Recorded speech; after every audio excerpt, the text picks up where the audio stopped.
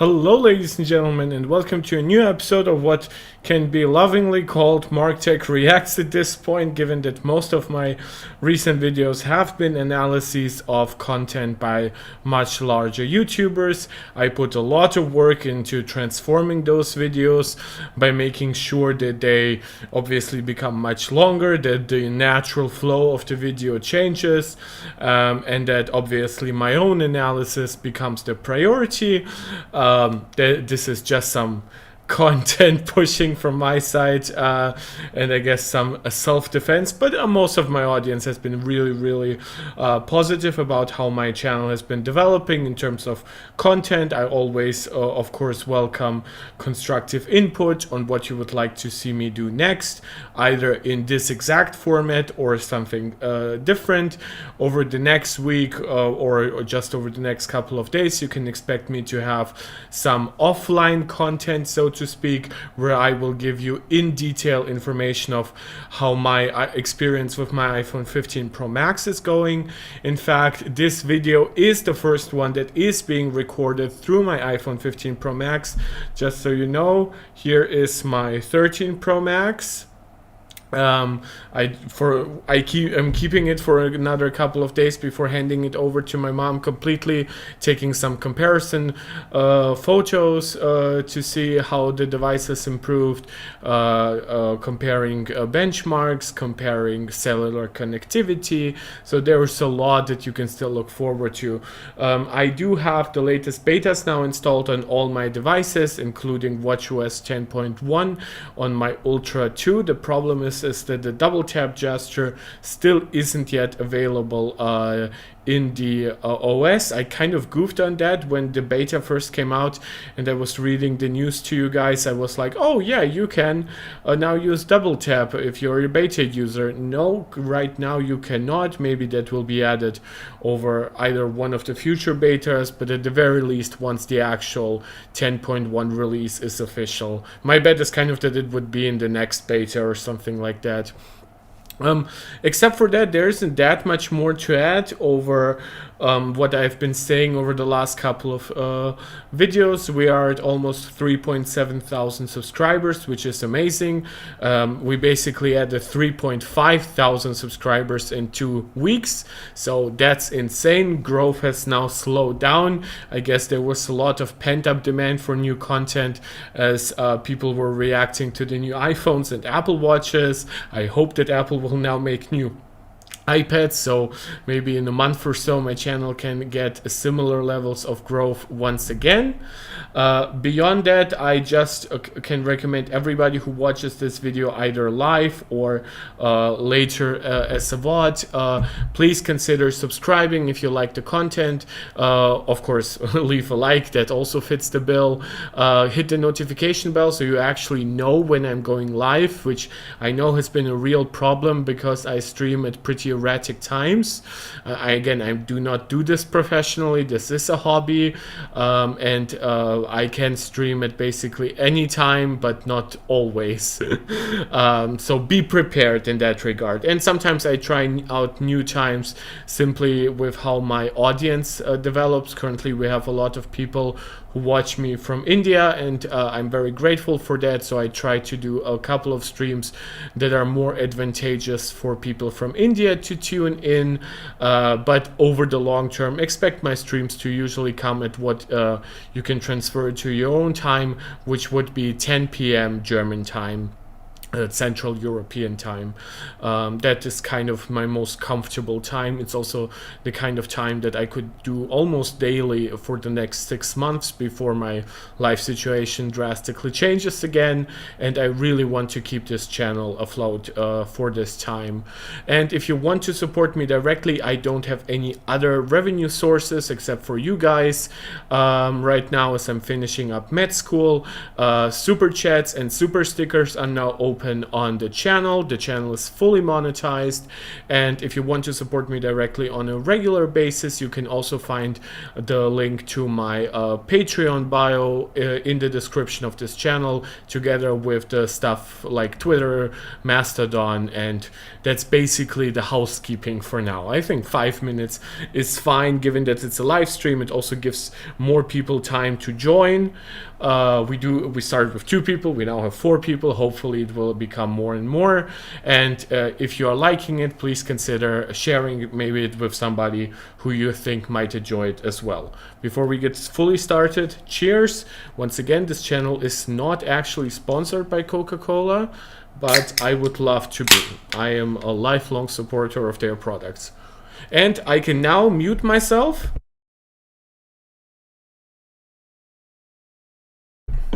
Anybody who watched my last couple of streams know that I have not been muting myself while drinking, because my micro USB to USB-C adapter was fucked on my Blue Yeti microphone. But now that I've gotten a new adapter, I can now touch my microphone without fearing it will burst into flames. I also have connected my MacBook through 5G on my iPad. I paid a lot of money extra to have unlimited data for this month. So again, if you want to support all the stuff that isn't quite free, you have the options that I've given you.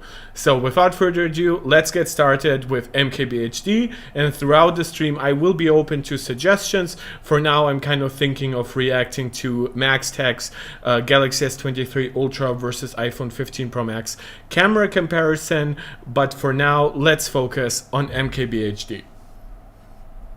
You know what's funny? When there's not that many changes, it really puts a magnifying glass on the few changes that there actually are.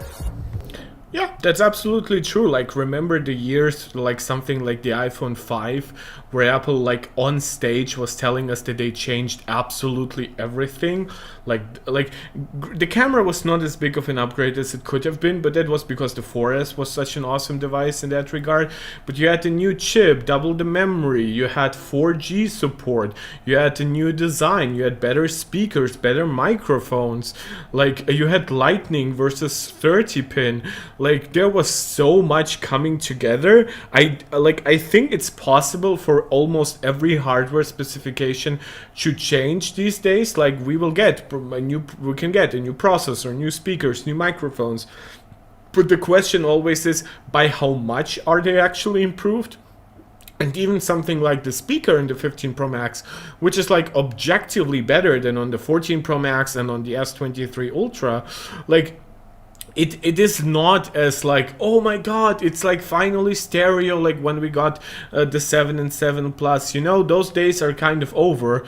And this is why when we get only a few improvements, I would argue there is way more than a few improvements in the iPhone 15 Pro Max. They're just all like almost like a death by 1,000 cuts. There's actually a lot, but none of it is considerable enough, for the most part, unless you're like a nerd, that most people would be able to like name it off the top of their head, right? Oh, A17 Pro, oh, 8 gigs of RAM, oh, it has like a wider execution unit design on the chip and stuff like that. No, like something like USB-C is probably the most prominent, because it's not just been covered obviously by Apple, but it is like a mainstream news thing in the world. Have you ever listened to a car reviewer describe the latest generation Porsche 911? Like, this is a car that's looked more or less the same for the past 50 years, with slight evolutions with each new generation. And literally every time you watch or read a review, they always say, every single time, oh, it's so refined. Oh, this is an engineering masterpiece that's been perfected over generations. It's a formula that's been developed in the same direction for years. I actually, as a kid, I used to actively dislike Porsches because I knew they were expensive, but I thought they're all so boring. They all look like the same thing. Why would you get one of those when you could get a way more exciting Ferrari or McLaren instead? But as I've gotten older, I can appreciate the Porsche formula a little more. I don't love it or anything. Yeah, I think that has more to do with the actual Porsche design. I think there are, like, to me, something like a relatively, like, at this point it's not modern anymore. It's like 15 years. Like a relatively modern, like S-Class from Mercedes, or even a C-Class. Like that to me is like gorgeous as hell. And a lot of cars, like, well, they cannot look exactly the same due to aerodynamics now that we're switching to EVs and stuff, but overall I think there's like a lot of design languages that are still being copied. Like one of my favorite cars ever is like the Audi R8. Like I probably won't be buying one even if I have a lot more money, because it's just not a super practical car. So there's a lot, I think, to consider over a long period of time. I think Apple has been really good at evolving designs without unnecessarily giving up on stuff that works. I often bring up like their tri-camera arrangement on the back. You can see that here on my 13 Pro Max. Where Apple is like keeping this design now ever since the iPhone 11 Pro. So we have kept it from the 11 to the 12, that's 1 year. From the 12 to the 13, that's another year.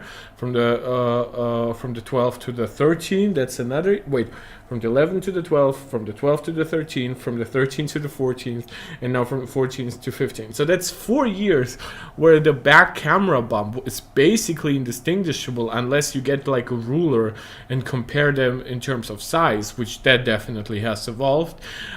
But if you really think about it, maybe also LiDAR, but then again, LiDAR is new functionality. It's not necessarily anything new about the actual design there. So yeah, I consider that a massive W in terms of like that Apple is sticking with something that in their mind works. And it obviously works on an objective level. The phones still sell well and they take good photos, which is basically what you want from a modern smartphone camera.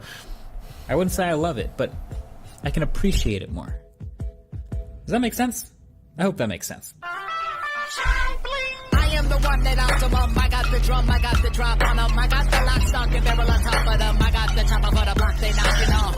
Action sin, look at the crowd, they're really packed in tin. No room, hit a hell with a packed in tin. Really packed in tin, shooting up in the mouth like that. Yeah, the production value in MKBHD's videos is awesome. I do love that they make the action button, even if it's just in this shot, look orange, because we kind of all expected it to be orange because of the Apple Watch Ultra and its orange action button. I'm really grateful that Apple didn't go with that direction on the iPhone. Kind of lets me think that Apple takes the phone a little more serious than everything else. Not that the orange here is like ruinous, but I think with the iPhone, Apple would have been like afraid to like scare anybody off with like a non-neutral color on it. So yeah, there's some interesting design considerations definitely going on at Apple.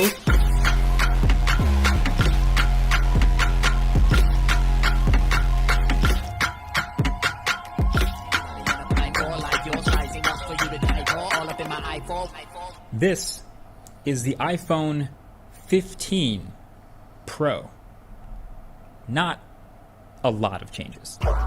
I guess, wait, is he reviewing both models? I kind of thought this was just a Pro Max review, but I guess most of the things are kind of the same anyway. So, okay, I think people got to get this thought out of their head that you've got to upgrade every year to the newest phone. Like, I realize most of us already know this, but for some reason, people are still... Yeah, I kind of have to say, like, if I wasn't an enthusiast, I would see zero reason to upgrade from the 13 Pro Max, right? ProMotion, modern design language, good 5G, fast Wi-Fi 6, modern Bluetooth, still an ultra-wide band chip for all the connectivity to your AirTags, very decent cameras with like ProRes and ProRAW support if I really wanted to leverage something greater than maybe you would expect from a traditional smartphone camera. And then you have everything that makes the iPhone just good, like good long-term support, high performance, which sure, it's not, well, it is still a high-end CPU by Android standards, but it's not necessarily a high-end GPU. right? 6 gigs of RAM still lets me keep as many tasks as I basically want in the background. And while Lightning might not be USB-C, I likely have a ton of Lightning cables, and I likely have a ton of Lightning cables that suit my specific needs, right? Something like a super long cable and something like that. While with USB-C, I might end up having to buy some new cables. So yeah, if you are an enthusiast, I kind of recommend you upgrade basically as often as you feel like, if you have the money. I don't think that going up from the 14 Pro makes any real sense. It's not environmentally conscious. It gives Apple like too much money almost in a way. I know that's like a weird thing to say, but like, hold your horses, like reward them when there's actually something big. But if you're like on a 12 Pro and you are somewhat an enthusiast, then I think jumping to any device that has like 48 megapixel main cameras and ProMotion screens, and especially now USB-C, that's kind of a no-brainer. While if you are a non-enthusiast, I also do believe that the 12 is kind of the cutoff point, where if you have the 12 or the 12 Pro, I think you will be very happy with upgrading, but you still have a device with decent 5G, decent Wi-Fi, a relatively fast processor, still the latest software with a ton of support, right? It's not like we sometimes have like older devices that still are supported, but they don't get like the same level of support, but in this case you are losing very little if you still have like the 12 or 12 Pro. While if you go even older, I would say that something up from the iPhone 11, and especially once we go down to the XS, now this is the element where I would say even non-enthusiasts will really be swayed towards the latest iPhones. And given that we have seen no price increases for real, like I don't recommend anybody got the base Pro Max anyway, so at this point you even have a good deal. I just calculated inflation from like the iPhone 10 when it came out with its $999 starting price. We would now be at like $1240 to $1250 if we were to just blindly adjust for inflation. I know there are some compensation mechanisms for Apple. I know the phone, but the phones have actually gotten much more expensive to build. It's just that Apple has like accessories to sell you. Storage has gotten dirt cheap, but they still charge a lot for it.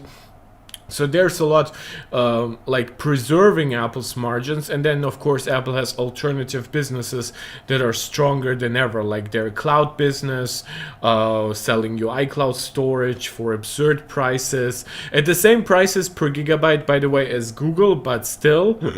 And everything else going on, right? Even stuff like Apple Music, Apple TV Plus, Apple Arcade, this is still all reoccurring revenue, even if it's not as profitable as some other businesses of theirs. Stuck on this thing where they say, oh, last year's phone is barely different from this year's phone, it's not worth upgrading.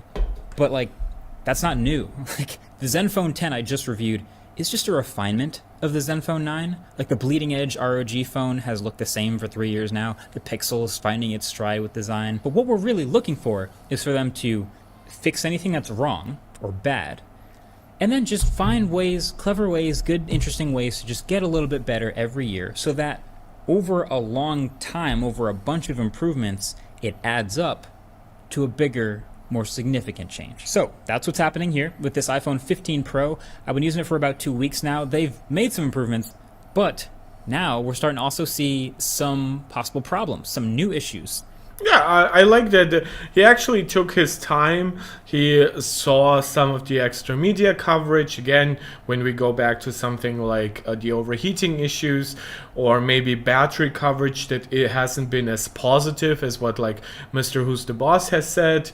I've even seen like the GSM Arena review, where technically battery life came ever so slightly below the 14 Pro Max. But by the way, GSM Arena, I highly recommend watching like their performance reviews. They actually have shown that like a lot of the claims about like overheating and stuff, or like just bad prolonged performance are simply not true. Like, it's absolutely in line with something like the 14 Pro Max, even with something like the Galaxy S23 Ultra. You have to imagine, you have to understand that like, we've gone through Geek Events video, and by this point I absolutely believe that the artificial benchmarks and the power consumption claims in this video have been absolute garbage for the artificial benchmarks.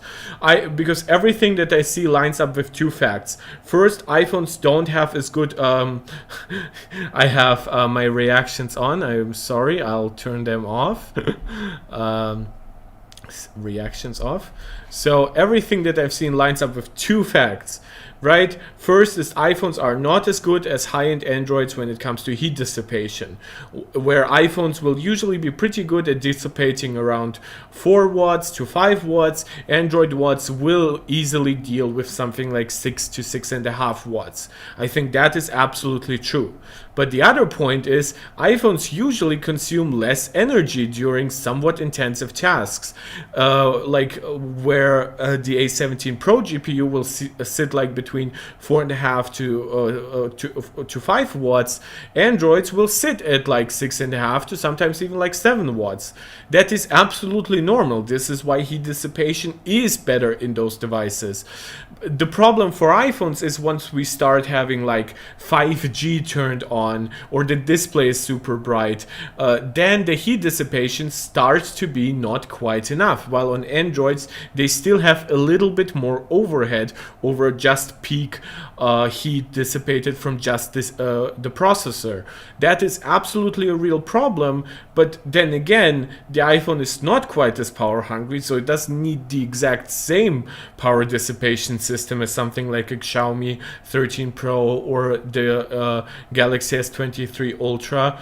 But these are all facts that we should know. It's just we shouldn't immediately wet our panties at the very thought that, oh, the iPhone got hot, so now it will explode.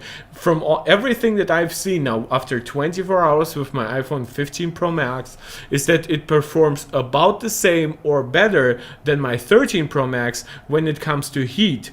And the reason why I say better is because, as you know, my home Wi-Fi has been bad, so I've done all my tasks like downloading apps, stuff like that, over 5G, and there it has performed way better than my 13 Pro Max usually does over 5G. On Wi-Fi they're pretty equal, but then again my 15 Pro Max does have more performance to offer and better cameras and a potentially brighter screen and all that jazz. So over the long term, I do expect it to be about the same as the 14 Pro, not in any way worse. Except for absolute peak power usage. But peak power usage is a rare scenario, and at peak power usage you probably should consider something to compensate for it, like something like that Razer fan accessory. Probably is not a bad idea if you're actually a hardcore gamer. I've tested like I've tested like Call of Duty Mobile under 5G at pretty decent environmental light. It was completely fine. It got warm, definitely, but I played for half an hour without a problem. The display dimmed a little bit, but it was very, very bright, so it wasn't a problem. And that's my experience. We'll get to those things in detail as he obviously gets to those things that have risen up. So let's talk about it. So there's basically 4 new features they've added here. I'm going to go over some of the more fundamental and Is it just 4? I don't think that's fair, but let's see. Existential stuff in the regular iPhone 15 review, so definitely make sure you're subscribed to see that when it comes out. But for the Pro, it's time to deep dive on the stuff that's unique to this one, the professional stuff, that being the build, the chip, the cameras, and the action button. Yeah, I would probably add like what would I add? The build, the chip. Wait, what is the third one? The cameras. Okay, yeah, there is stuff here that definitely is missing. The port, USB-C, and basically the niceties, I would say. Stuff like improvements to microphones and speakers are absolutely something that you will feel throughout your usage. So I consider, like, basically I would probably say there are 6 major things, but I guess you could add some of those under the build. Like, I guess USB-C could be counted as something part of the build, but that's a little ridiculous. So easiest place to start is the way they've built this phone. So Apple made an update to the build and the materials of the iPhone this year. They've softened the corners a little bit.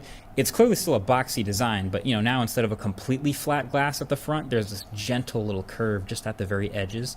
I think that'll maybe make screen protectors slightly more intricate, but I think it has a nice look to it. And then the screen sizes are exactly the same, but now the bezel... I enjoy that we bring up this stuff, like those fine nuances with the iPhone, like maybe the ever so slight curvature of the titanium chassis will make screen protectors more difficult. Meanwhile, we've had Android phones that were like curved on one side, like the original Note, like not the original Note, but the original Note with a curved screen, with curved edges. And then now we have devices that curve on both sides, and we have foldables. And I know that people still bring up those things, but in comparison, it's just such a non-issue when we talk about the iPhone. It's kind of funny when we bring up stuff like this. It's also like when we think back on like the iPhone 6 to the iPhone 11, right? Those phones all would have had that issue with a curved like chassis and stuff like that. There was even like more like curved glass on the front that melted into the chassis. So no, like this is literally one of the most like easiest to like front glass cover phone ever. It just happens to be a little more difficult than something like an iPhone 12 to an iPhone 14. So again, it's an interesting thing to bring up. I don't blame him. I actually think this video is really high quality. I've criticized MKBHD for some of his coverage when we like originally talked about like his first impressions. I think there was a couple of things wrong there, but overall the dude does some really good content. I cannot deny that. Mr. Rooster Boss does also good content. I have been pretty open that I'm plenty of critical about certain YouTubers. I do, for example, believe that Marc Tech is not quite at the quality level where they should be by now, because they still force themselves into delivering daily content as like an edited channel, right? It's different for me because I do live streams. I could stream 10 hours a day and my quality level would still be pretty much the same as long as I keep the energy up.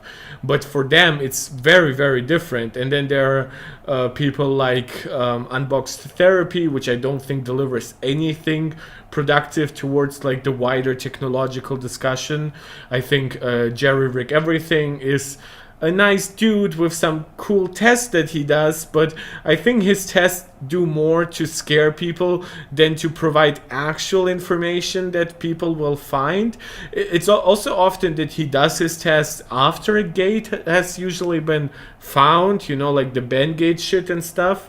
So yeah, I can be critical, but I will give credit where deserved. Are actually a tiny bit slimmer all the way around. So technically the phone is like 1 millimeter smaller diagonally, and the rails have famously switched from that shiny stainless steel to a lighter coated and brushed titanium. The result, something like this, very shiny, slightly better, I think. It's kind of funny. I've always associated a heavy phone with like expensive feeling, like the ceramic phones are like extra heavy, they feel like substance, but I understand why people want it to be lighter, and so this phone is actually noticeably lighter than the previous Pro. It's 10% on paper, but it feels like more than 10%. And then there's yeah, we've covered this issue, right? It's like inertia. If you were to like throw your phone away, having the weight concentrated differently, more in the center, makes it feel more handleable than if the weight is more concentrated on the outside, which is what you get if you have a more substantial chassis, like with stainless steel over something like titanium. I still believe that Apple should probably find a better mix for titanium, and they are known to do so, by the way. Like when the iPhone 6 had issues, the iPhone 6s got a new alloy. I kind of believe that we might actually go down a grade or two with the titanium to make it more similar to aluminum, right? Maybe mix in literally more aluminum into the alloy, so it's like better for heat dissipation, and so that it's just a tad softer, which means it will absorb more shock energy that will make it more likely for the actual chassis to deform, but that will make it less likely for the glass to break. And I think one of those things is definitely worse than the other. But for a first gen titanium smartphone, in terms of mass production, like absolute mass production, which is what you get if Apple makes a Pro phone out of titanium, I actually think they nailed it out of the park mostly. The cooling issues on the iPhone are Apple's decision to save more on weight and on money. They could have long have had some copper-based heat pipes or a full vapor chamber heatsink inside the smartphone, like 5 years ago if they really wanted to.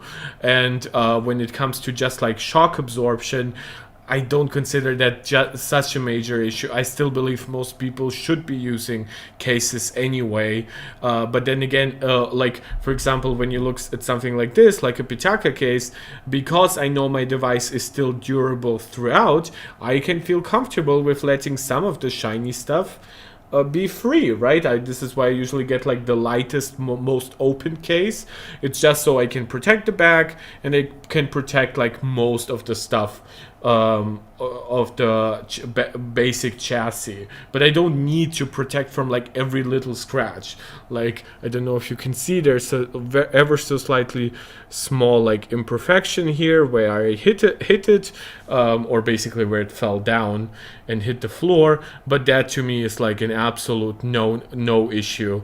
I have no problem with phones showing some signs of aging. That to me is just absolutely natural. New set of colors too, so I'm sticking with it. This new natural titanium. Nope, the dark blue is the best. I've now seen it. I absolutely maintain the fact that like I'm looking at the back right now, which is this gorgeous dark blue. Yep, I'll say it, it's better than natural titanium. I do like natural titanium. If I had such a big problem with it, I wouldn't have ordered the Apple Watch Ultra 2.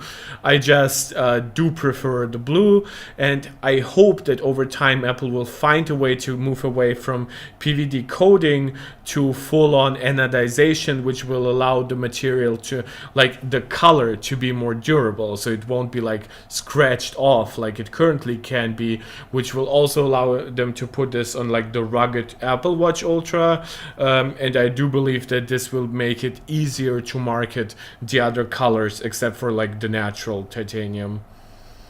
Yeah, my stream works really well. 5G is apparently really much better than Wi-Fi. Is the best color. This is the first year I am not ordering a dark or black iPhone. They still look good, don't get me wrong. They look really good. But they get all kinds of fingerprints on them like crazy, and I'm currently using my fine woven case just to test it out.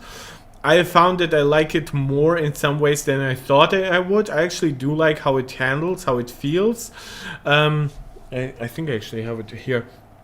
I do not like how easy it is for the back to collect dirt. However, what I found I really like, and I don't know what exactly this is made of, it's the sides of this, right? You can see the difference between this blue and like this blue.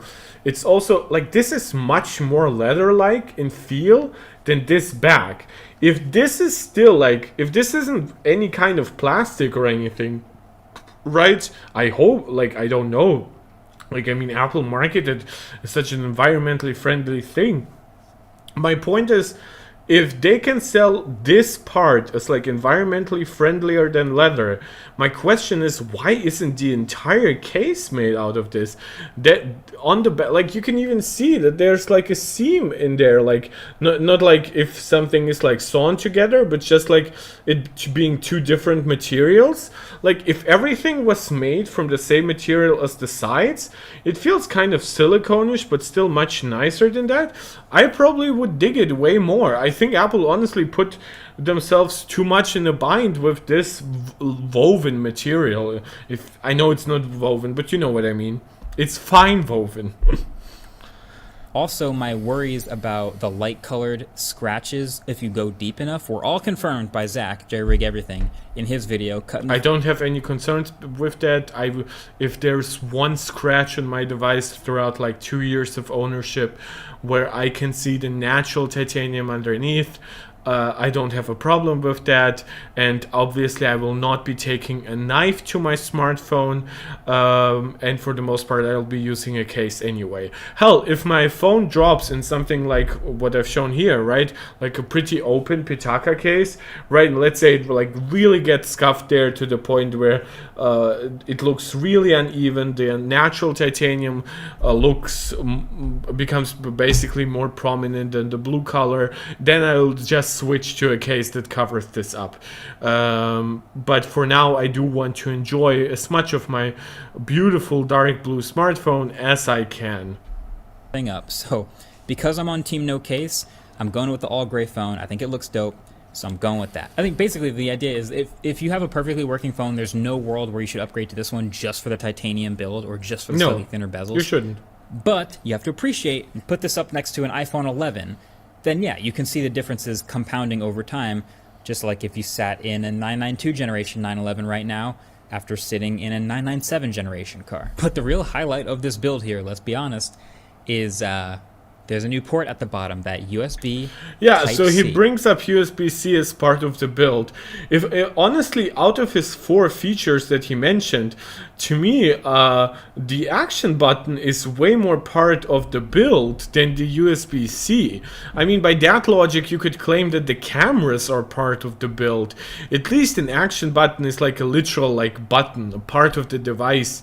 But like with a USB-C port, I mean, it's a hole. The actual port is actually inside.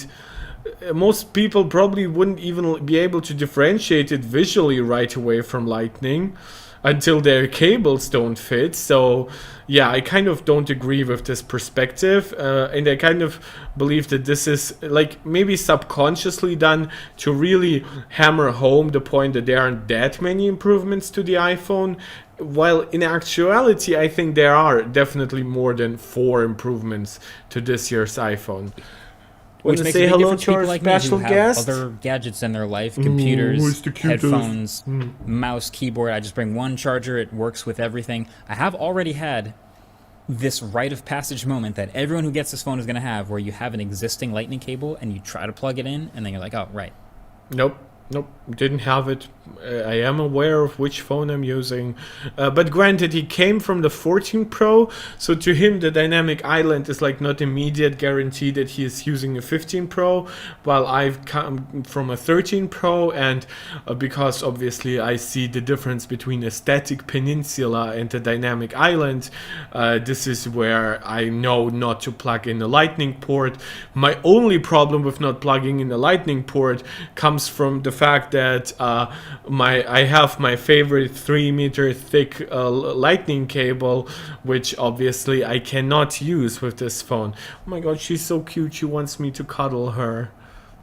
New cable. You can jump on my But leg. yeah, now I've gotten used to it. But the thing is, I could have show yourself, sworn get me more Apple viewers. would do more with this port. Like, okay, we know that they're basically forced into doing this by the EU, so shout out to the EU for that. Now we have a USB iPhone, but like the only pitch is just, hey, one cable for everything. That's it, Apple? Really? So like with 30 pin... I don't get it. Like, I've seen the video, so this is a pre-watch kind of thing.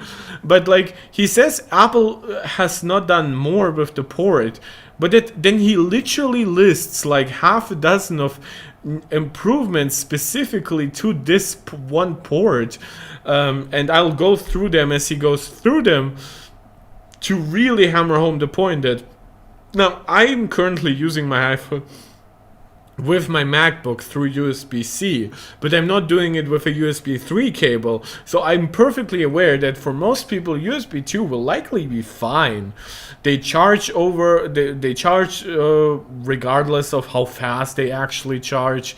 They transfer data mostly over the cloud or through AirDrop these days, so having like a USB 2 cable is not really a problem, but we'll get to specific things that Apple has done by switching to USB-C, and by switching to USB 3, and by switching to new chips, which actually like puts some stuff into perspective. I will mention that once we get there. To Lightning all those years ago, the benefit was obvious. It's just so much smaller of a port, so that let them fit more stuff in the phone. Plus, it's reversible now. But yeah, so the anybody who wants to go back to the iPhone 15 introduction, right? Lightning was reversible over the 30 pin. It supposedly was more durable. It was all digital, which means it could carry all kinds of data, like natively. You wouldn't need to like have an adapter from like 30 pin to HDMI. Ideally, you could have like a lightning cable if lightning had become the standard. But let's say that you could have had a lightning to HDMI cable, a lightning to USB-C cable, and it would have still done all the stuff that you wanted to do. Like it does audio. That was part of the reason why we didn't need a 3.5 millimeter jack. Now certainly you could put like audio also over the 30 pin, but again, if you already have a much smaller port, then saving on another port becomes a much more attractive proposition, because at that point you're like, ooh, like even like the 3.5 millimeter headphone jack, well, that's like almost the size of another lightning port. I can use that. There was for a long time the belief that maybe at some point we could like get a second port. When the 15-inch MacBook Air came out, some have speculated maybe iPhones could at some point have both USB-C or Lightning. We've had like those big gaming phones, right, that had like ports on the side and on the bottom, I guess, if you hold them like this, so that you could like use them appropriately to how you charge, right? If you and especially if you play, you probably want a charger down below so it doesn't interfere with your hands left and right. While if you want to still use it like this in portrait mode, then you want the cable on basically on this side where it usually is anyway. So there was a lot of interesting stuff that could have happened. My personal favorite alternative history is where Lightning became the standard, where USB-C never existed, but Apple came to the USB consortium, showed them Lightning, and then they basically created a new Lightning version with more pins on it for better data transfer and for more for higher charging speed. Still found a way to make it backwards compatible with the old cables, for like basically USB 2 speeds and basically like 5-watt charging, but then all cables in the future and all ports in the future would be appropriately faster. This is my favorite history. We know that Apple standards are usually more robust than like global industry standards are at first. We saw that with like what terrible cables we started to get when USB-C was originally rolled out. Like Google had like its own like quality control team, making sure that stuff that gets sold online is not like trash. A lot of it was trash in the beginning on Amazon and stuff. So yeah, there's a lot that could have happened, but I'm happy we are now at like USB 3 speeds. I'm happy we are at a standard cable that works with iPads, with Macs, with the latest AirPods, even with something like the Siri remote inside for the Apple TV. With this USB Type-C, it's like, okay, it was already small, it was already reversible. Charging speed did not improve at all. It's still 25 watts. There's no extra 27 like, desktop mode, plug it into a monitor and there's no DeX. It doesn't need to. I this is a feature, right? Like I sometimes don't get this discussion of like, oh, it doesn't have DeX. Yeah, like a lot of Android devices don't actually have an equivalent to DeX. That doesn't make their USB-C port in any way worthless. It's like Lightning didn't add anything specific, right? Like Lightning was digital video out. It was higher quality video out. Why wasn't it like by default having some kind of extra modes, huh? Or anything like that, right? It's just one cable for everything. Okay, fine. Sure. We have more people watching now, so I am always inclined to remind you guys. I'm really happy when you participate in the chat. That gives me new ideas. You can ask me questions. And of course, if you want to support me, watch my videos, subscribe, like, hit the notification bell, share. And if you want to support me directly, the channel now does support super chats and super stickers. So if you feel generous and you have the money, consider doing so. Welcome to the club. You know, iPhone users can now take advantage of the U in USB-C. Yeah, universal serial bus. I know. Plugging directly into other phones. Yeah, so this is already part of it where he's like, I expected Apple to do more. I'm actually, for one, Apple went like almost fully standard on this. Like there's like for now nothing made for in regards to this port. Like there are no limitations in terms of like compatibility and stuff like that. Apple has been generous with like the power that the port actually provides to other accessories, which like Lightning, what a lot of people don't understand, often wasn't even like driver limited or something. It's still like fully digital. If you have like an app at least, then it can communicate with an accessory for the most part. It's just that a lot of accessories also needed more power, and then there was stuff that was limited in software, but Apple has been working to improve a lot of that, given that a lot of like the iPad users have been asking for more Pro features, and some of it has been like trickling down to the iPhone as well. So this is one feature that he outlines that definitely has been like improved. Power out is up to 4.5 watts. That might not be game changing by any means over like what a laptop can provide, but hey, it can charge your AirPods. Hey, it can charge your friend's phone in an emergency. It can like it now can work with USB-C earbuds with higher quality output than Lightning. So there's a lot just from it just being this port and more powerful as well. And reverse charging them at 4.5 watts in the unboxing video, that's pretty neat. You can also plug in other things. Plug in a keyboard and type with it. Exactly, and like I mean, you probably could do it with like a Lightning to USB-C cable, but now you also have like the advantage. Well, if like the keyboard ships with a USB-C to Type-C cable, right? Well, that works with like your PC and Mac these days. It works with your iPad. Why would you really want to buy a USB-C to Lightning cable in that regard? It really doesn't do that much extra stuff. It just would work for your iPhone now. While if you have a USB-C iPhone and maybe you have some kind of higher power requirements, I guess if you could have like an RGB keyboard, I don't know how much power they would use. I guess 5 watts would definitely be enough. It's just my question is, are there any like power limited keyboards in that regard that wouldn't work with the old Lightning port?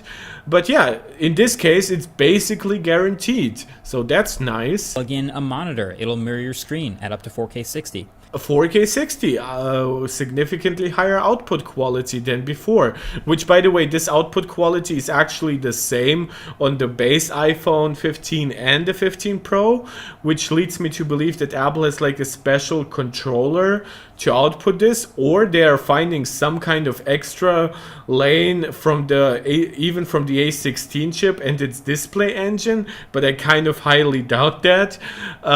So really the difference between the 15 Pro and the 15 is like the display controller on the A17. Whether it's exactly built into the die of the A17 or it sits somewhere like as an extra chip on the motherboard, I cannot fully say, but Apple thus far has sold this as like an A17 Pro feature. Which if it would have been an extra controller, it could have been paired with an A16, is I guess what I'm trying to say here. And the Pro phone now supports USB 3.0 data transfer. It's not 3.0, it's technically not 3.2 Gen 2 or something like that. It's 10 gigabits per second. It like originally when 3.0 was announced, that was 5 gigabits, I believe, and then 3.1 was 10. Correct me if I'm wrong. It's been a while since USB 3 came out, and then all of this shit was like renamed twice over. It's like reheated shit. It's completely unnecessary what the consortium did in terms of naming. And then once USB 4 came out, we got like really weird naming. Like, you have to understand, like USB 4 was originally designed to be like on the same level as Thunderbolt 4, right? So when Thunderbolt 5 was announced, we kind of were like, oh well, now I guess USB 4 will be turned into USB 5, and now we'll finally have like decent naming schemes, right? But no, USB 4, that is the equivalent of Thunderbolt 5, will become USB 4.0 Gen 2, not even like USB 4.1 or something like that. So yeah, the naming's absolutely whack. It doesn't even matter at all. Everything that I could have said right now might be wrong, and it literally would matter. You just need to know the regular iPhone 15 is limited to USB 2 speeds, which is 480 megabits per second, and the iPhone 15 Pro Max, regardless how exactly you want to label its USB 3 speeds, are 10 gigabits per second. Speeds, so you can get that ProRes footage off the phone noticeable. By the way, like Ian Zelbo has like done some testing with like outputting 4K log to an external storage device for like an hour or something like that, and he has found no overheating issues. We'll get to battery and overheating later on in this video. It's just there's a lot of data, I think, piling up that I believe over the next couple of weeks we'll find that the A17 is probably not quite as efficient as it could be while handling a lot of input simultaneously. But when it comes to general usage, or even just like using one high performance task, that it will still perform absolutely fine. Apple tests their devices for specific use cases that they then market. It rarely happens that a use case that Apple specifically goes out of there to market for their devices then falls completely flat, doesn't work, does not have the appropriate cooling, does not have the appropriate performance or something like that. That's very, very rarely the case, especially these days now that everything is so mature. Faster, and you can actually, for the first time, shoot video directly onto an external drive. Now, there's some talk about the cable that comes in the box. Remember that nice, high-quality braided USB-C cable that comes in the box? But it's only USB 2.0 transfer speeds. It's a slow cable. So if you have a Pro phone, you need to get a faster, separate cable for it. That seemed weird to people, but it's not. That's very normal. Most smartphones come with just a USB-C cable just to charge. It's a charging cable. If you wanted a data cable, you'd have to buy a thicker, more robust cable that looks the same, but is a data cable. It's kind of confusing and annoying, actually. It is annoying. I would say that Apple would have done really well to just ship a USB 3 cable with the iPhone 15 Pros. I think that the way we've actually seen the rumors where they're like color matched braided cables that are slightly longer than 1 meter, I think this would have gone a long way to like add extra value. But then again, that was also something that happened while we expected prices to go up, and they didn't. So it's hard to blame Apple because they're objectively delivering better than they did last year. Welcome to the world of USB-C, my friends. Yep. It's good to have you. But that is a good segue to the main enabler, the new powerhouse chip inside. Yeah, I guess that's a good way to put it. The A17 Pro does a lot of the other stuff that we'll see throughout the device coverage, like the better camera features are enabled by the processor.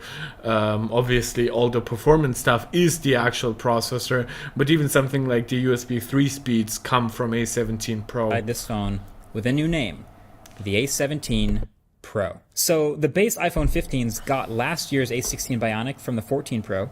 And so here's this new, more powerful chip in the highest end phones, and it's not the A17 Bionic. This is the first one with the Pro name, A17 Pro. And this thing goes kind of crazy on paper. This is their first 3nm chip. Actually, the first 3nm chip in any phone that we'll probably see for at least another year or two. I don't know if like the Snapdragon 8 Gen 3 will be on N4P, right?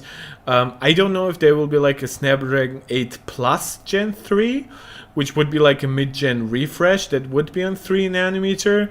That kind of would be an expensive, unnecessary redesign. I kind of expect Snapdragon 8 Gen 4 to then be N3E, and the iPhone to adopt N3E half a year prior to that, basically, with the iPhone 16 and 16 Pro. Benchmarks, it's literally... You can watch, by the way, my previous videos where I cover my predictions on what a next-gen processor and how it would be also be differentiated between the non-Pro models and Pro models. Approaching M1 chip levels of synthetic benchmark scores. And compared to last year, it's 10 to 20% more powerful on both the CPU and the GPU, which is very respectable. But more power is like more horsepower in a car. Exactly. It's been like a year, right, since the 14 Pros.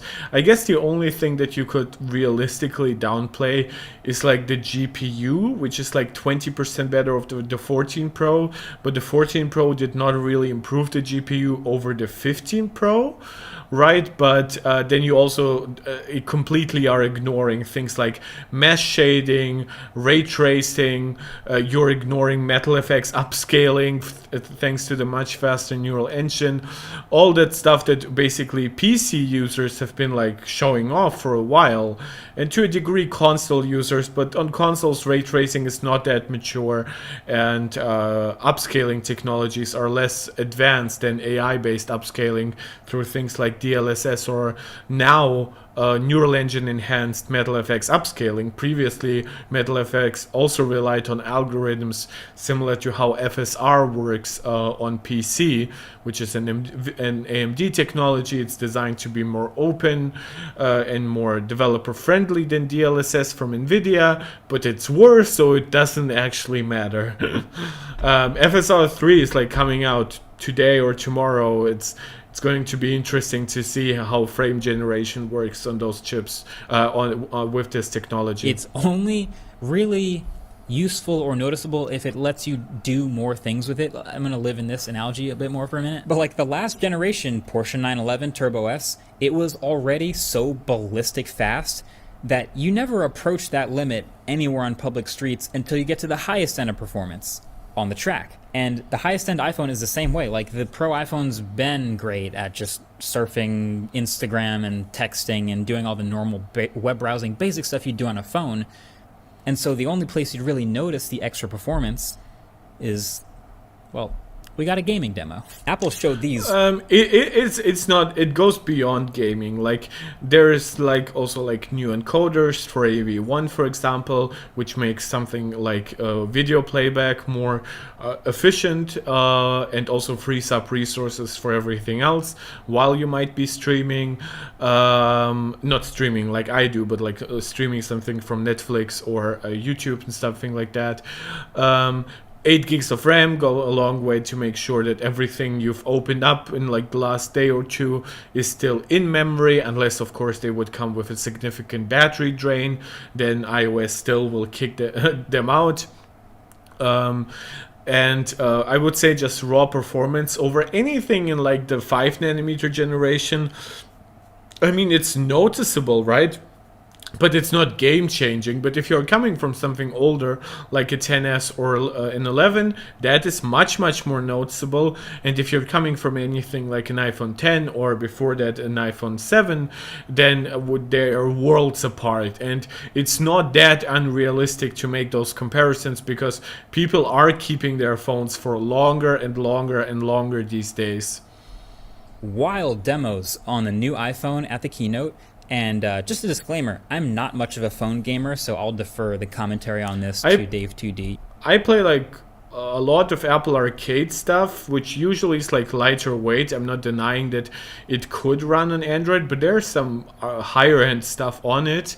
And then besides that, I mostly play COD Mobile, but I do play it more so on my iPad, not because of the actual performance benefits of the M1, but because of the size benefit of my iPad, 12.9-inch iPad Pro. But COD Mobile was very fun on my iPhone when I tested it. You can go watch his video link below. But they literally launched exclusive games on the iPhone that are like Resident Evil Village and Assassin's Creed, but not on cut down mobile versions. These are literally... Again, we are talking mostly about 6 games currently. We are talking about 4 AAA titles like Resident Evil Village and Resident Evil 4. We're talking about Assassin's Creed Mirage coming out early next year. And we are talking about Death Stranding still coming out sometime this year. What is also very good is that those devices, that those games are cross-compatible with M1 iPads and newer and Apple Silicon Macs. So a lot of people have complained that some of those games are $60. They are very well worth $60. So I believe Resident Evil Village is like already cheaper or something like that. And beyond that, the Genshin Impact and Honkai Star Rail will be getting upgrades that include Metal FX upscaling with the neural engine, and they will include ray tracing, at least as far as I understood from the presentation. AV Mail, I hope they make an iOS version of Dex one day where you can plug into a desktop setup. They already do so, AV Mail, but you just have to get an M1 or newer iPad Pro or iPad Air for that matter. On the iPhone, I don't know. You have to understand that just the size difference of the iPhone, like at least with the iPad you can make the point that you would genuinely use like some Pro apps on there, and like for smartphone apps you can already output them to 4K 60, and some games support like scaling to 16:9 and not just be mirroring, but when it comes to actual productivity apps, like I kind of agree with Apple that probably the iPad is the place where it really should be. But then again, I'm not against options, right? If they wanted to bring Stage Manager to the iPhone, I obviously wouldn't oppose it. The same versions with the same assets and same textures and everything from the PlayStation version. Because it literally is the PlayStation version. That's impressive. Plus, you know, performance headroom is never a bad thing. I mean, it's not literally the PlayStation version. It has obviously been heavily optimized and re-engineered to work properly with Apple's technologies and stuff like that. But yes, by all accounts, it has higher quality assets. I do believe that like the Mac versions will have assets similar to what the PS5 and the Series X deliver, and then the iPhone will have similar assets to what you would see if you're running the game on the PS4. But I think also for me and for a lot of other people, the more impactful things that you'll actually notice about this new chip are in the dedicated parts of it that are for specific tasks. Like the new image signal processor lets you take really, really fast. I actually like... I highly recommend, if you guys are following me on Twitter, this has actually been, okay, I'm logged out of Twitter on my iPhone 13. You can see that I've posted almost this exact same sentiment yesterday, where I said that the more I test out the A17 Pro, the more I realize that Apple has spent like the extra 3 billion transistor budget into stuff like new encoders, stuff like a much faster image signal processor, double the speed neural engine, new technologies like mesh shading and ray tracing in the GPU, even if like raw compute hasn't gone up like crazy. Even the CPU by itself is like wider, right? Which allows it to have an ever so slight increase in instructions per clock. There's a lot here. Oh, the USB-C, USB 3-speed controller baked into it. There's a lot here that I really, really like appreciate being there. Like 19 billion transistors on the A17 Pro versus 16 billion on the A16 kind of lets me to believe that the A17 Pro is a little smaller, likely because 3nm, especially N3B, is more dense. They probably are still very similar in size, and the A17 Pro ends up costing a lot more. but Apple could have gone with like 20 to 22 billion transistors and giving us a much larger performance increase. But then again, this is a first gen 3 nanometer. They want to have some room for improvement as they go to N3E, which technically isn't even like that much better than N3B. So Apple definitely has been a little careful here. Also, they probably don't want to spend more money on performance they probably wouldn't even be able to leverage without adding more heat dissipation to the device, which they also would need to pay for with like finally putting in a vapor chamber heatsink and stuff like that. And that would detract from their point that the new iPhones are way lighter than the previous generation. So it's a lose for Apple, even though for end consumers it would be like a mild W. Lag-free photos constantly. The new neural engine recognizes portrait mode subjects. The speed of the camera, and we'll get to the cameras, is insane. I take Pro RAW at 48 megapixels. It has an ever so slight delay in comparison to taking HEIF files at 24 megapixels or even 12. It's amazing. Like, the idea that you can have this level of detail captured in such a short period of time, this is quite honestly, like, I've seen Android phones that try to capture like a 50 megapixel file from like a 200 megapixel sensor or something like that, sometimes even like a full 200 megapixels on Samsung's. Yeah, that never works even remotely as fast, and it doesn't deliver the same end sharpness. I'm incredibly impressed with what the ISP is capable of. I kind of wish they would have given us like a raw approximation for how much more compute the ISP is capable of.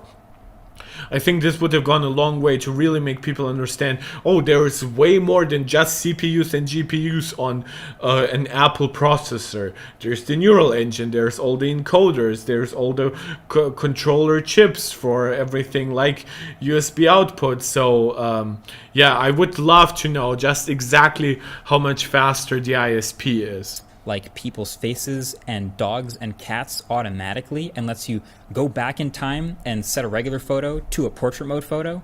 The USB 3 controller that enables faster data transfer speeds is also on the A17 Pro. All of that is coming from the new chip. But what I'm more concerned with at the moment is battery life. Okay, so actually it's kind of two main issues that have been popping up that you kind of have to try to figure out. Are they isolated issues, or are these real problems with the phone? And those are battery life and overheating issues. And to be honest, part of the reason this review took like longer than normal is I've been really trying to dig into the back. Stacked batteries will probably go a long way next year to solve both issues, even if Apple doesn't go out of their way to actually add more cooling material into the phone. Like stacked batteries are not rolled in the way that lithium-ion batteries usually are. They're more like zigzag oriented, which is better for like heat dissipation. Because less overlap, so less heat is like trapped. It allows for slightly larger capacities. This is probably where we got like the rumors about like 4800, 4900 milliampere hour capacities for this year's Plus and Pro Max devices. It remains to be seen. I really hope it comes to the iPhone. It probably will be coming to next year's Galaxy flagships, so that would go a long way to really compensate for some of the difference. But then again, the iPhone has increased capacity by 100 milliampere hours. Yes, this is a 2.3% improvement on the Pro Max, but it's still an improvement nonetheless. And the chip can definitely be more efficient, like especially the E-cores. And I am somebody who like turns off always on display. I turned it off on my watch. I turned it off on my iPhone because I I simply prefer the clean, dark look. So I probably won't have the same issues that some people might have with like the 14 Pro and the 15 Pro, because people will choose to enable always on display, and not just always on display with some text and numbers on it, but always on display that shows you like your full wallpaper still being there, which to me is incredibly wasteful. I would be afraid that this would lead to burn-in. So yeah, I just don't use it. Battery and figure out what's going on here. So objectively speaking, these phones have slightly bigger batteries than last year and a new 3nm chip. So in a controlled environment, they should do better, and they do. They literally last longer on like simple benchmark stuff. So that's good news. Now, when I test a phone like normal, I kind of go by feel. I always have some mix of good days, some average days, and then some bad days where I can sort of figure out what's draining it, what its weaknesses are. Yeah, I think that's correct. I cannot obviously give you guys a great impression of the iPhone's battery life. I've been using it in 5G and I've been downloading a shit ton of apps and cloud data. I can say it has performed absolutely admirable, better than my 13 Pro Max would ever do in a similar scenarios, because you have to understand it's like 5G is like somewhat intensive. Downloading apps then obviously stresses the 5G, then installing the app stresses it, and then like processing all the cloud data simultaneously, that adds to more internet download bandwidth, that adds to more like storage and processing needs once the data actually comes to your phone. So it's like sits there nicely, I guess you could say. So yeah, in my opinion, it has performed really well. Can even touch it. It's really cool for like transferring data. My 13 Pro Max usually gets hotter, but maybe if I was transferring over like USB 3, maybe then I would like feel extra heat, I guess. Now I can come to a conclusion from that. So now here we are. I get a couple days in, I get a couple weeks in, and I've had a good amount of average days. I've had a couple of those bad draining days, but I also haven't had any of those amazing days where I get like 9 hours of screen on time. I just haven't had any yet. I guess the difference here really would be something like always on display, because if you like this, because this is constant drainage, right? It's a little different from like, oh, like it adds consistency to an inconsistent test, right? If you assume that like by all accounts maybe like always on display maybe takes away an hour or so from your battery life every day. I don't know if this is exactly correct, but let's just assume that, right? That already takes you down from potentially like 10 hours on the 13 Pro Max to, even if everything else was equal, to 9 hours on the 14 Pro Max. And so on the 15 Pro Max, the question is, well, the screen isn't necessarily more efficient, so AOD will still have its like fixed power usage. Thankfully, the battery's now a little larger, but then you also add maybe the fact that maybe the cameras now consume more energy, and MKBHD takes a lot of pics, especially for like testing a device. And 5G, like even if you're like say that, oh, this device has 5G, this device has 5G, but it's newer, shouldn't it lasts longer under 5G? Well, in the same area, and the iPhone 15 Pro will usually have far better 5G speeds than any other prior iPhone. In fact, it's probably the best phone in the world when it comes to 5G connectivity right now, because it has the same A17 modem that you find in Android flagships, but Apple's antenna design has been absolutely on fleek since the iPhone 12, and the iPhone 13 Pro and 14 Pro were like industry leaders when they come out. They usually were only beaten by the time the next gen Androids had a newer modem, and even then usually peak speeds were higher, but consistency was still not quite as good as on the iPhone. And the 15 Pro seems to be like better in both consistency and peak download speeds, so that's hella impressive. Like even if you look at something like the Marc Tech guys inside their studio, they were getting like up from 250 megabits to 350 megabits or something like that on the same network through like thick walls. Like that was highly impressive. So yeah, there's a lot coming in together that just cannot be normalized, right? If you were to, like, even on the same Wi-Fi network, the new iPhone might have a more consistent Wi-Fi connectivity. If you actually have Wi-Fi 6E at home, then it will likely give you much faster peak speeds, which will then result in potentially higher power usage. You really would have to, like, completely normalize for all those factors. My cat, I guess, got annoyed by my voice after all this time. If you really wanted to make an efficiency test, because more performance rarely comes with a significant power reduction. It's all a compromise. And then we also started to see some of those headlines about battery life potentially being worse. And there's also some overheating issues popping up on Twitter, or X. And some people were asking if mine has had any issues. I've called it, I call it X, right? Whenever I mention how shit it now is. And I mention it, X, formerly known as Twitter, whenever I want to be, like, obnoxiously correct, you know, like when media sites cover something from Twitter.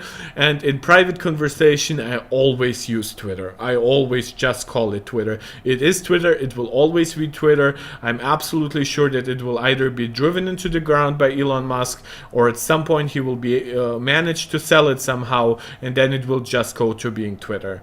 So it either stays at this trash quality. I don't see it ever being better. I don't see it ever being profitable under Elon, unless profitability is, at some point, will be defined by him just firing 99% of the people, making it trash in every way. But then it's like, oh, it technically makes a profit. Oh, have you eaten nicely? Oh, I always leave like snack chicken pieces for her, and she's like always delighted when she finds them. That was just a small Twitter rant, just as an addendum, I guess. Here's the weird answer. Yes, but not when I would expect. 2 days ago, literally, I was just at a golf tournament. It was in Florida. It was like 100-degree real feel or something crazy like that. And I'm outside with my phone at max brightness with GPS going all day out in the sun. And it was fine. No problem. No overheating issues. But then a couple hours later, I'm on the... today. It was like a much warmer day than the last week, so it was actually a good first day to like really test out my iPhone, really stress test it. The sun was like out after 2 p.m, so I deliberately went for a small walk even after working out, and it was absolutely fine. It dimmed once after I got it right out of my pocket, right? So I guess it was like a little heat trapped inside, but then it actually went up because I've had it out. So I guess my pocket is more to blame here. Airplane with my phone in airplane mode, and I've got just like music playing on Bluetooth with Spotify and like scrolling through Instagram, and for like 5 minutes the phone just gets really hot and just blasts through like 5% battery, and then it's fine. Yeah, this is early iOS 17 teething issues. iOS 17 has been really stable for me, really bug-free for the most part. Battery life has been somewhat inconsistent for all devices, and I kind of assume that any new device where there's still like a lot of more background tasks going on will have more issues. I did already install 17.1. I think it kind of fits this in channel's enthusiast label. To have my phones tested on the latest available software, even if it's not like official. But yeah, to me the iPhone is performing pretty much how I would expect. It's by no means a big increase in battery life over how my 13 Pro Max was at launch. It's better than my 13 Pro Max is now, because my 13 Pro Max now obviously has like 14% battery degradation according to settings, but it's absolutely enough to get me through the day. And again afterwards, and I'm like, there almost seems to be no rhyme or reason why it does this randomly once in a while. So my best theory is that the A17 Pro is it's a more powerful chip, and so therefore is able to drain power more quickly than before in high intensity settings like gaming, etc. And there's also been some issues attributed to... What some people also don't understand, yes, A17 Pro is clocked higher, but it also has like a wider execution engine technically, so it can handle more instructions per clock. So I don't know if like the software might have not been like fully optimized to be like a little wide and slow for it rather than like tight and high, I guess. But maybe something like 17.1 will solve it. You have to understand that like Apple is by no means done here, right? We have like ever since the iPhone 7 Plus had like portrait mode as a coming later feature, this has been more and more the case because updating a device every year will be inconsistent with some other releases, like specific software release. Apple has to launch the latest major iOS version, but look even at like iOS 17.1 beta, that still has not all the promised iOS 17 features, like no journal app, for example. Like watchOS. WatchOS 10, great release, came out when the new Apple Watch Ultra and Series 9 came out. Still have not the double tap thing even in the latest beta for WatchOS 10.1. So you really cannot force everything to come out at the same time. Like look at how game releases get like postponed and stuff like that. Like how much longer did Starfield take than it was supposed to? Like God of War was like promised for like 2021 and then released at the very end of 2022. So never believe that something is like bad because it needs some kind of improvements. That's just how hardware is these days. And quite honestly, a lot of people will like say, well, but that isn't how it used to be. Well, there were like literally releases, like I think it was like iOS 4.3 or something, I don't fully remember, but Steve Jobs would like stand in front of a giant keynote basically like a slide, and they would list like bugs that were fixed in an upcoming release.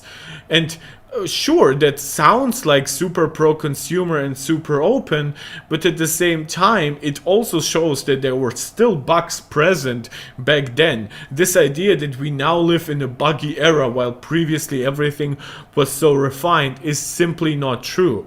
And if you look at like PCs 20 years ago, I mean, sure, if maybe you had the exact perfect like chip from Intel and the really correct GPU, which there were like 5 companies at that time that were competing, but if you had anything besides that, well, then you had the shit show with like completely incompatible games, completely broken applications, operating system updates that were like super wacky.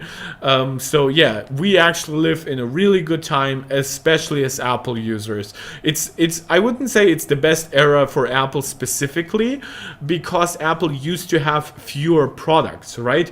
Right now, they don't just have to care for the iPhone and Macs. They now have the iPad with some of its Pro attempts.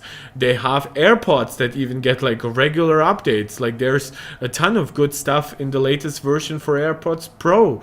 There's the Apple TV that is like smarter and more refined than just like a collection of some already pre-installed apps.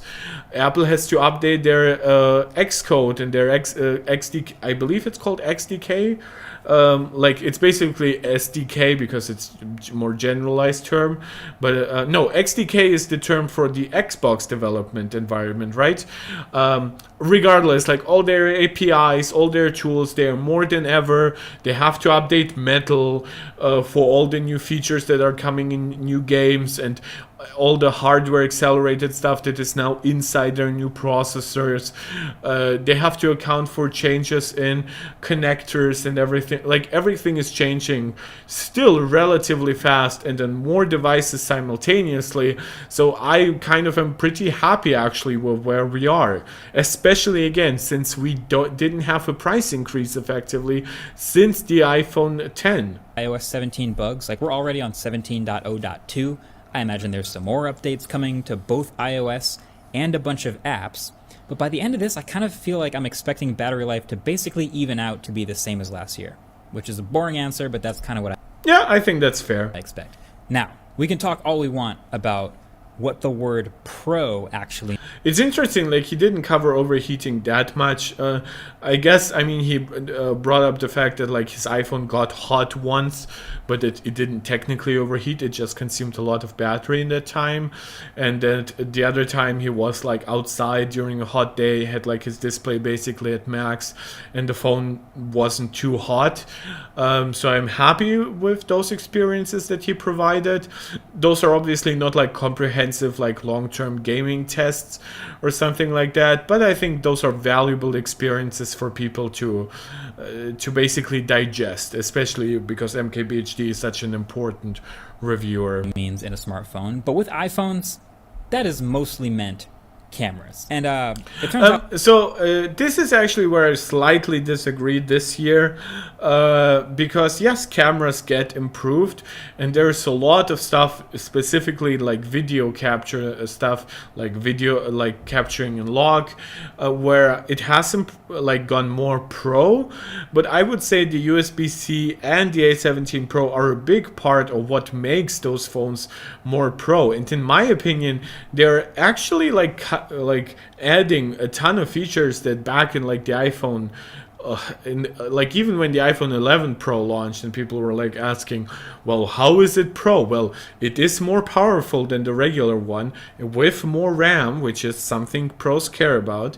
It has a faster port with functionality like outputting log directly to that. It has an encoder that the regular chip doesn't have.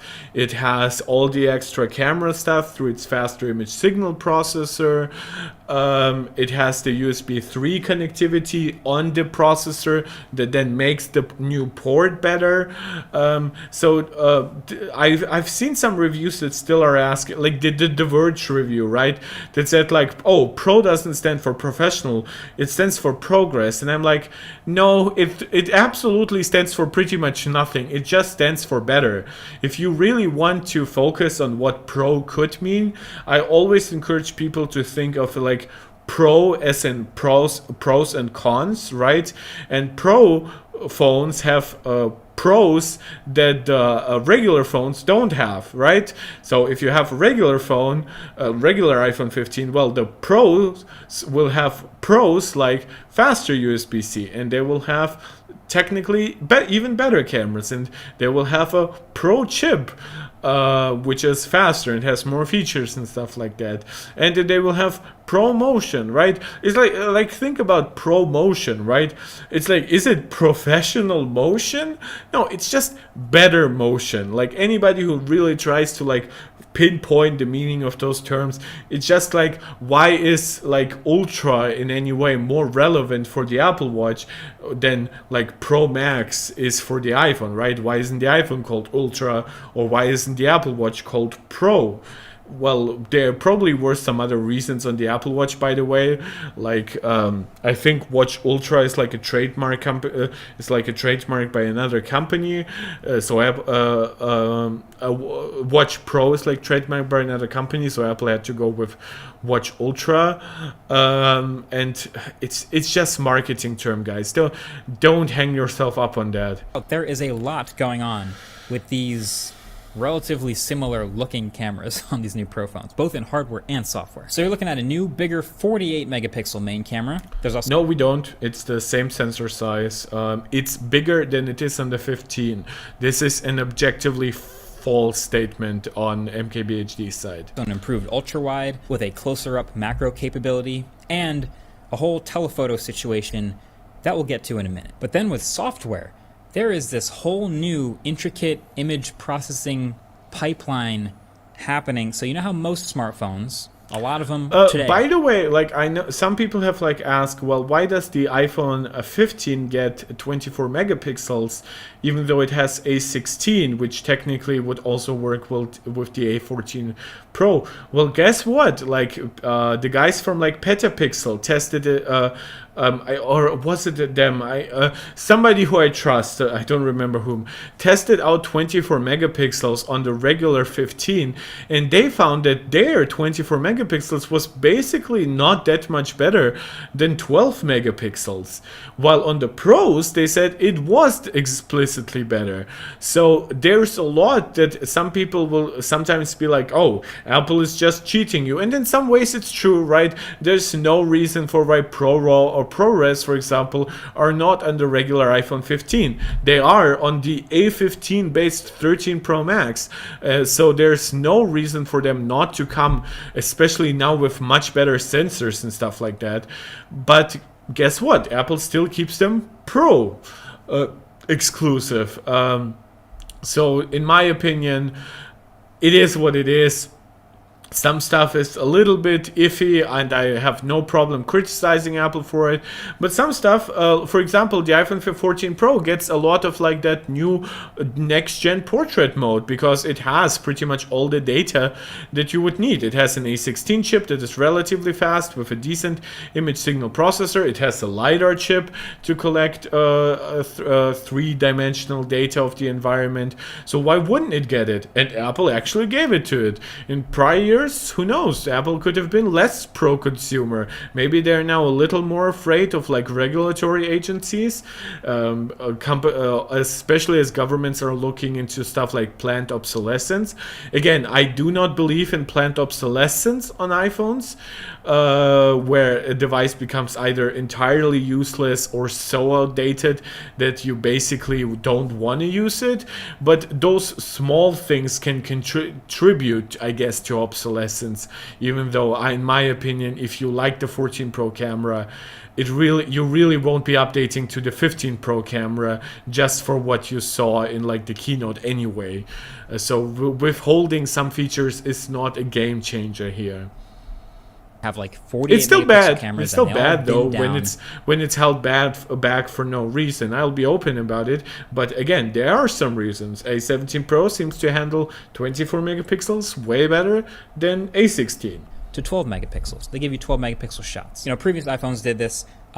This new one, for those who might have missed it, is actually by default spitting out 24 megapixel images instead of 12. And it's only about 1.5 times the file size. So this new process, which is the same actually across the board for iPhone 15s and 15 Pros, is it's taking a 48 megapixel full sensor shot for detail information, and also taking a full sensor 12 megapixel shot, which is the quad binning for light information and noise. And then it's using the neural net to combine them and do a sort of a detail transfer to get you this hybrid 24 megapixel image. It's very complicated, very clever, and the end result is slightly better.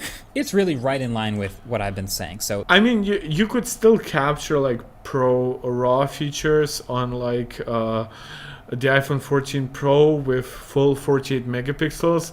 So if you really want to go really pedantic here, it's like, yeah, it's technically not that much better, but in many scenarios, like, well, my problem is also sometimes with comparing it to the 14 Pro. It kicks the absolute shit out of the 14 Pro Smart HDR functionality, so that's already better.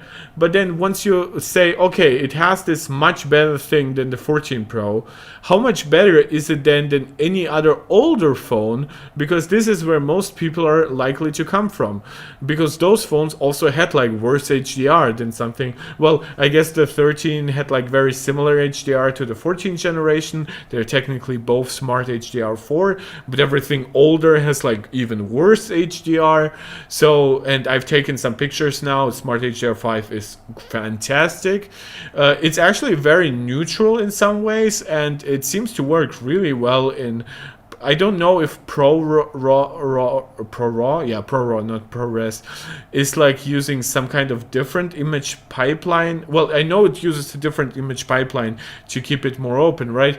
But it still does a lot of great HDR work, right? So I kind of assumed it would have worse HDR and that you would need to correct, but then you would have the data needed to in post correct for like shadows and blown out lights. But it didn't happen. It seems like ProRAW is really good at Smart HDR5 like imagery. You have to accept, obviously, for the quality, that you will kind of have to sometimes get 100 megabyte photos, and that's by no means not a compromise when a 24 megapixel heave with like basically 90% of the quality will just be 3 megabytes in size in comparison. If you just generally look at photos shot on this camera, it's an iPhone photo. Like they look pretty great. That's true. Awesome with dynamic range and sharpness across the board. I still prefer and shoot in the rich contrast profile most of the time. But yeah, mostly the iPhone is one of the best cameras. I don't. Not that I would be able to shoot in any profile, because again, I do mostly take Pro RAW images. But I found the natural look, like basically the default settings, a little too warm indoors. They really, like, I have like very yellowish lights. By the way, I don't know why this isn't like reflected in video almost whatsoever in my case. Like when I actually look at myself and how my iPhone 15 Pro is currently capturing my face, I probably look less yellow than I do in real life, given how yellow the light inside the room is. But then you look at like Tailosif's, Drew's latest like videos that he's been capturing on the regular 15, not the 15 Pro. They look very yellow by default. So they're warm basically, which Pixels look often too cool. iPhones often look too warm, and photographic styles can compensate for it, but Pro RAW just looks way more natural by default. In a way, in my opinion, like even Expert RAW does not look on Samsung, and in the way that like RAW, like real RAW that has basically only raw data and like basically no JPEG like color signs on top at all, well, those files are too difficult to work with for most people. I wouldn't want to work with actual RAW. I want to work with Pro RAW. I wouldn't want to work with like regular completely like log videos, but I guess what? I want to work with ProRes that still has HDR data baked in. So I think Apple has done a lot of prosumer work here that makes those cameras kind of a no-brainer for people like me who like produce videos in a way that like my FaceTime HD camera really wouldn't be enough. And I could use an older phone like I've done for a long while, but again, why would I? I do have now pretty much the best camera that I can just put on a laptop without like adding a ton of weight and complexity and stuff like that. I could use a professional camera, but I would need to find a good place to position it, while with the iPhone I just take that little MagSafe puck, put it on my iPhone, put that on my MacBook. Sometimes I connect it via Bluetooth, often I connect it via USB-C, and it works flawlessly. Cameras at just pointing and shooting in full auto, just getting results that look good, even if it doesn't look the most like real life. You know, it's doing the classic relighting and tone mapping and everything we're used to from all this smart HDR. It's all here, and a lot of people like it. It looks good. The improved macro mode is also really good, and with this, is it improved? Isn't it supposed to be pretty much? I mean, I guess it uses some of the new algorithms, but like the hardware is still pretty much the same as on the 14 Pro. Natural fall off with the primary camera without even needing portrait mode. You can get some blurred backgrounds. It's awesome. Autofocus is also. I cannot wait until we get like really like close to 1-inch sensors, because as long as I hope they retain like edge-to-edge sharpness somewhat well, Apple has really been known to do so. Samsung, when they originally transitioned to 100 megapixels, had like real problems with focus and edge-to-edge sharpness. And then they had problems with their first gen 200 megapixel camera. Now they seem to have mostly solved it, but again, Apple does not tolerate having like a 7-month window where images that you largely take with your supposedly great new sensor come out like shit. We are probably not getting a that much larger sensor next year in the Galaxy S24 Ultra. We seem to be getting major improvements to telephoto cameras and stuff like that, but we'll see. And then the other question, the iPhone supposedly is like getting a 15 to 20% larger sensor, main sensor next year, maybe 48 megapixel sensors for either the ultra wide or the telephoto. We'll see. At this point, I don't consider any rumors reliable enough to actually cover it. I think 48 megapixels on both cameras would be really welcome, especially if they happen to have larger sensors. Like, they could ideally use pretty much the same stacked sensor that is now the main sensor in the 15, that is still a little smaller than the sensor in the current Pros. And then the main sensor could get an even larger sensor, so you would still have like the discrepancy that those sensors are known for. It's just that the baseline quality would move up significantly, and that's, in my opinion, kind of needed, because as good as the ultra wide and the telephoto are relatively to maybe some cameras that really don't put a lot of effort into them, like Xiaomi, for example, has like great ultra wide and telephoto like raw capabilities when you look at image sensor size, but then you see that the actual capturing experience on those cameras is not that like nuance, I would say. Like their color science seems to be off from like the main sensor.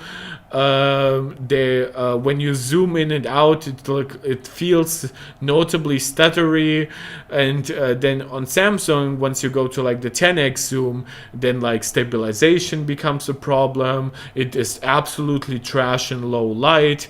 So I would still say that Apple has like the most consistent camera out there. Pixel is very close, but the current Pixel 7 is obviously older than the iPhone 15 Pro. So let's see where the Pixel 8 Pro will take us. So I think next year Apple will take once again a very, very defining lead, similar to what they did this year. And they did it this year without even changing any sensors except for the telephoto camera in the Pro Max. So that's a really big kudos to them. And if next year they improve almost all sensors, well, then Samsung can be in a world of hurt if they don't do something really creative and innovative, like variable zoom maybe on their telephoto camera, or finally getting their 200 megapixel shit together and give you like 200 megapixel output without significant like delay once you actually click the shutter button. So really, really fast, especially whenever there's a face in the scene. This thing loves seeing faces.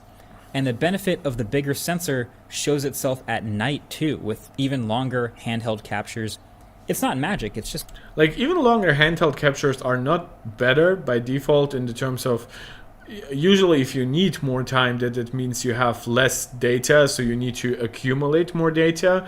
But I think the fact that you can keep it longer on a small device usually would mean that the stabilization on the sensor has gotten better, so it can offset some of your shaking better. But this new phone does not have a better image stabilizer on the main sensor than the 14 Pro. The telephoto on the Pro Max has much better stabilization than the telephoto did even this year on the 15 Pro non-Max, or last year's 14 Pro or 14 Pro Max. Physics. But, you know, does the 24 megapixel make a difference over the 12 megapixel? It does. I've tested it. It absolutely does. I don't know if I can even post that on Twitter in a lossless enough way. Maybe I should like create like an iCloud folder that I can share to people, but I don't want any of my private data there. I'll think of something over the next week. Well, zoomed out, absolutely not. They look basically the same. So you gotta zoom in, true. And even at 50% zoom, you still can't really tell. It's not until you zoom. Well, 50% on a smartphone, if you hold it relatively closely, can show you plenty of detail, especially on a high pixel density display like the iPhone. But yeah, in this case, if you put them side by side in a 1080p video, even a 4K video, you won't really see the difference unless you put them on like a large 4K screen and get relatively close to it. All the way in. That you can see a difference. You can start to notice a difference in fine detail and contrast. The 15 Pro is definitely, when you're pixel peeping, more contrasty and sharp. When you're all the way zoomed in, versus last year. But that's just when you've zoomed all the way in. And by the way, once you get past 2x zoom, it's back to kicking out regular 12 megapixel images. So again, it's a small year-over-year improvement with that tiny amount of like pixel peeping detail, but over a longer distance, over a bunch of... the image that he has shown, like, they are a little warmer. I will not scroll back because OBS goes haywire whenever I scroll through a video, because apparently that's too much to ask for from a program in 2023 somehow. I have no idea how we got there, probably because the OBS like developer community is not quite as prolific as OBS on Windows or even Linux. God, what would I give for like a streaming app designed by Apple, like something that natively integrates really well with all their encoders and decoders, something that works really fast with like their all their native capabilities, Jesus, and just something that utilizes all their user interface guidelines for really beautiful, really intuitive design. I would pay $100 license fee for that app instantly.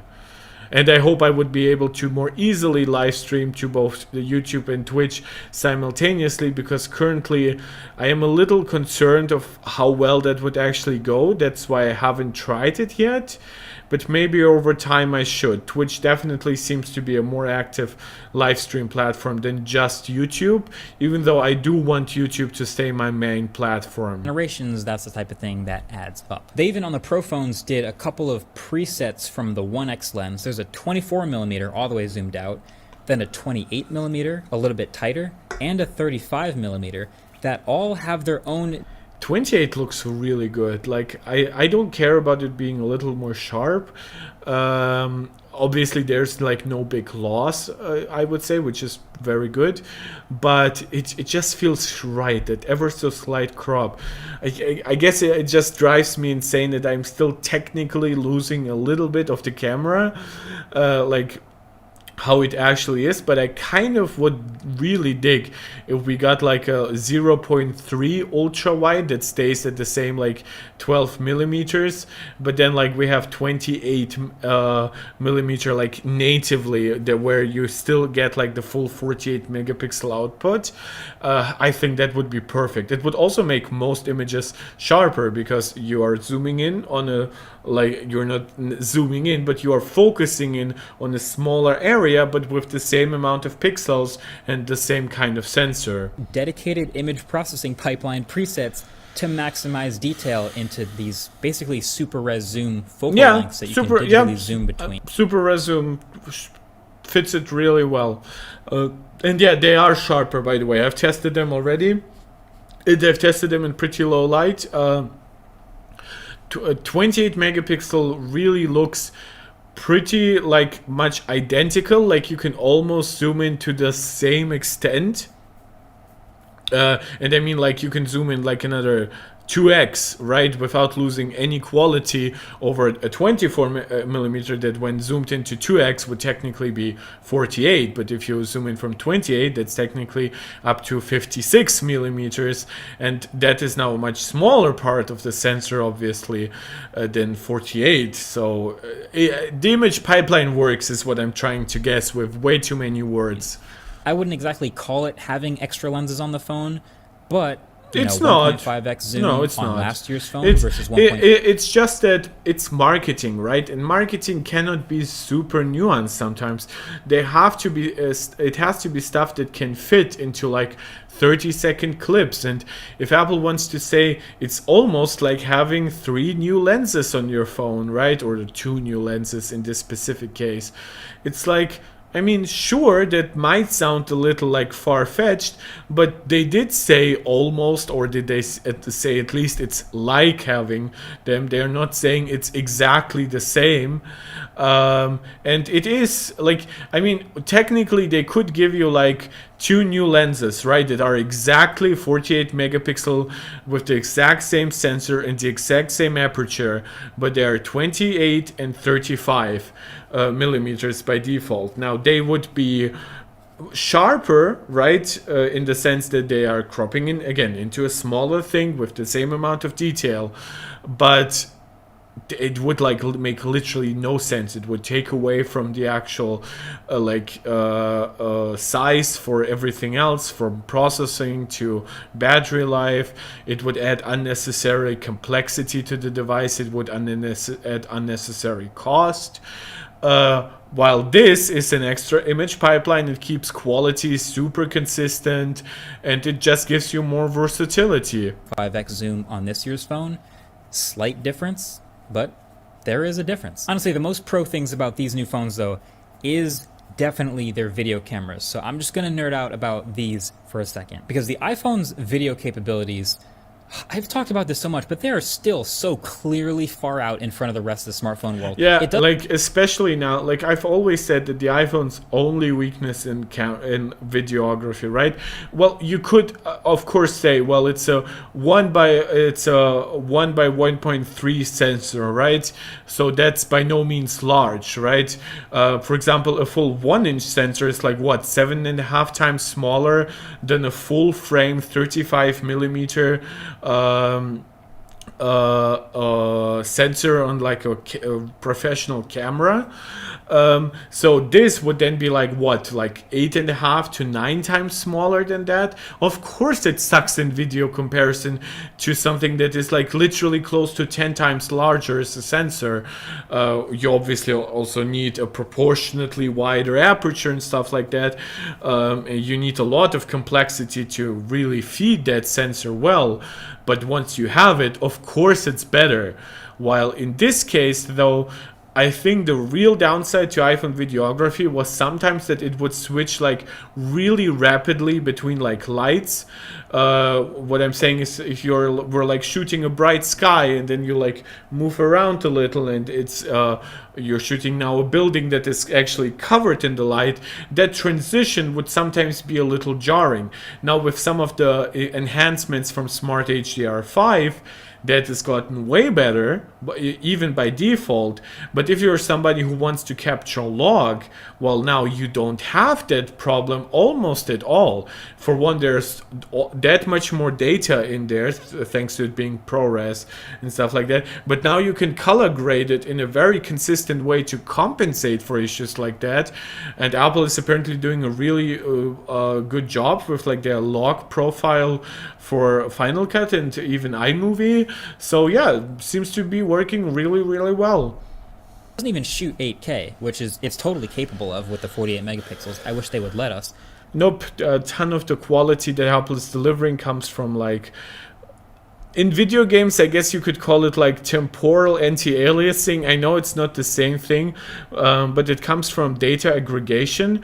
When we are capturing like 4K 30 HDR or even 4K 60, we're actually capturing 60 FPS or 120 FPS respectively, and then we're using that double the frame rate basically for data, for HDR, for faster reaction if the focus actually changes and stuff like that. So there's a lot going on here that would just completely break under 8K. 8K is 4 times the number of pixels than 4K. It would just ask a little too much in my opinion for now. But even just at 4K 30 in full auto, the detail, the autofocus, the slight depth, the dynamic range, the stabilization, they're all world class. I mean, if you want to just look at test footage, the entire electric Rivian delivery van review I did on the autofocus channel was shot on iPhone 15 Pro, audio included. I'll drop the link below if you want to watch that whole thing. Oh, also, the shout out audio to the then new it's AV1 like really codec good support on the chip. That's going to play nice with YouTube. But this year, you can also shoot log. Literally a pro camera feature. Now, it is annoyingly buried several layers deep in the separate settings app, which is really not very pro. But if you find the time to go switch over there and get into log, the iPhone will shoot with... I have no problem with Apple's approach here. It's like I think there should be like a settings button in the camera app that takes you right to a specific portion of the camera functionality in the settings app, or even better, just make it like a translucent overlay over all the other settings for a second, and then it like turns off automatically once you clicked what you wanted. But I do like that they're not natively covering up and cluttering the camera app. Way more information, that classic flat log look, dynamic range, everything, and you don't have to deal with whatever Apple was going to do with over sharpening and saturation and processing. Apple has its own and it seems to like other apps like Filmic and stuff like that will give you like tools as you're capturing it to basically better understand what you're capturing, while for Apple you just see basically the gray result. transformation LUT to turn it into SDR or HDR, or you can go in and fully grade it yourself to really get the most out of the iPhone's video, and it looks really good. So the one thing that I'm going to say to, because I'm pixel peeping at this point, is the haloing from point light sources. It's one of the hardest challenges with these tiny optics, so I get why they haven't just fixed it yet, but like, it's pretty bad. Anytime there's any sort of point lights, especially with video, despite whatever new lens coating they're doing, it's pretty dramatic, and it seems like it's the worst on the iPhone of any other phone. So it's there seems to be something in their algorithm that they're doing. It probably also has to do like wait, let me briefly check. iPhone Sapphire lens. Do they still advertise this the outermost lens to be sapphire? The sapphire cover is likely just a marketing cache. Is iPhone camera lens made of sapphire? The iPhone camera lens is indeed made of sapphire. Well, I guess that probably explains most of it, doesn't it? Like, from what I understand, sapphire is like less augmentable, you could say, than glass. With glass, you can really tune glass almost however you want, right? You add just some extra materials to the silicium dioxide, and it works really well. Sorry, that was like the German word is silicium dioxide. I sometimes don't quite know how to translate those terms into English perfectly. It's just, sapphire, for example, sapphire on the Galaxy Watch. Oh my God, my brain just malfunctioned. On the Apple Watch, the stainless steel version, and now the Ultra, it's way more reflective. Partially why I would say that the Apple Watch Ultra is like really well off having a very bright screen is because you kind of need that with sapphire. And in fact, when I switched from my Series 2 to my Series 4, I immediately noticed that I had like a stainless steel Series 2, but then I had an aluminum Series 4. So I also switched from sapphire to like regular ion glass, or whatever Apple's called it, right? Ion strengthened glass in general, and it was immediately apparent to me that it's way less reflective, regular glass, than sapphire, that is. And this sapphire is hyper reflective, and it actually needs to be like super bright for you to properly see it. So I kind of am inclined to believe that Apple's sapphire lens covers are to blame for some of the haloing. The way it just interacts with light will be different than like a specially tuned like glass thing. Let's see how it changes. Some of the internal lenses are glass, some of them are plastic. Let's see how that evolves. I believe the 16 Pros are supposed to get an extra layer, if that changes anything. I'm obviously no expert. I'm just trying to extrapolate from the things I know. Obviously I cannot like prove to you on a physical basis if like light moves that much differently through like industrial sapphire than it does through certain specialized glass lens covers, but I can make an educated guess, I guess. They're gonna point it out again, but hey, if that's the biggest downside of iPhone video, I'll definitely take it. And then iPhone 15 Pro Max, the big one, is the only one that comes with the new 5x larger telephoto lens.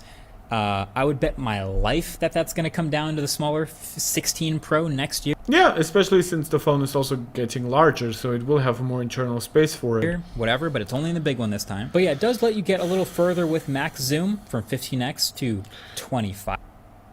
Jivan, is base iPhone also 15 also getting hot?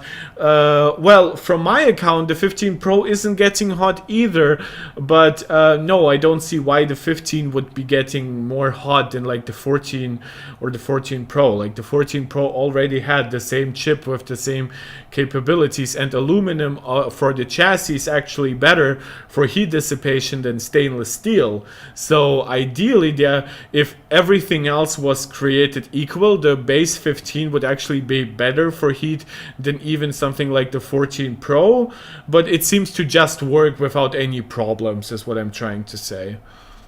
5X. It's nice if you do a lot of zoom photos and videos, which is a very specific crowd. There's some people that do that, you know, concert goers, things like that. But there are just very few people who should buy one just for this lens, because it also means you have to have a bigger phone.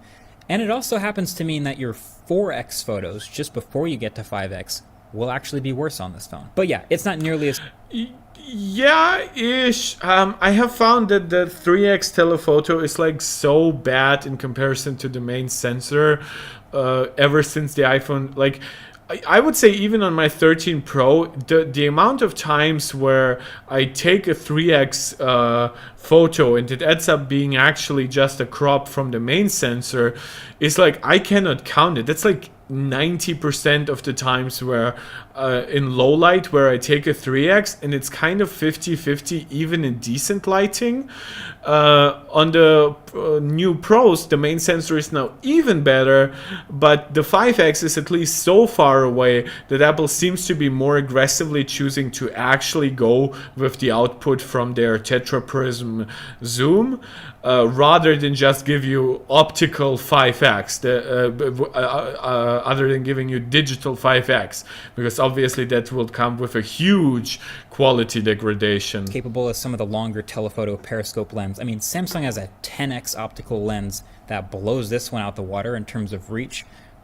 Yeah, in reach, but we'll talk about quality. I think Apple's main advantage really is just... Also, a positive thing about the 5X, it's actually close enough to what my 3X was putting out, right? Obviously, of course, it zooms in further, but I actually have not found any scenario where I couldn't frame my subject by just moving a little away. And in fact, most of the subjects that I've tried capturing while I was like walking along the river and stuff like that actually were a little too far away for decent 3X photos, and in fact I kind of wouldn't have minded to have like 6X or something like that.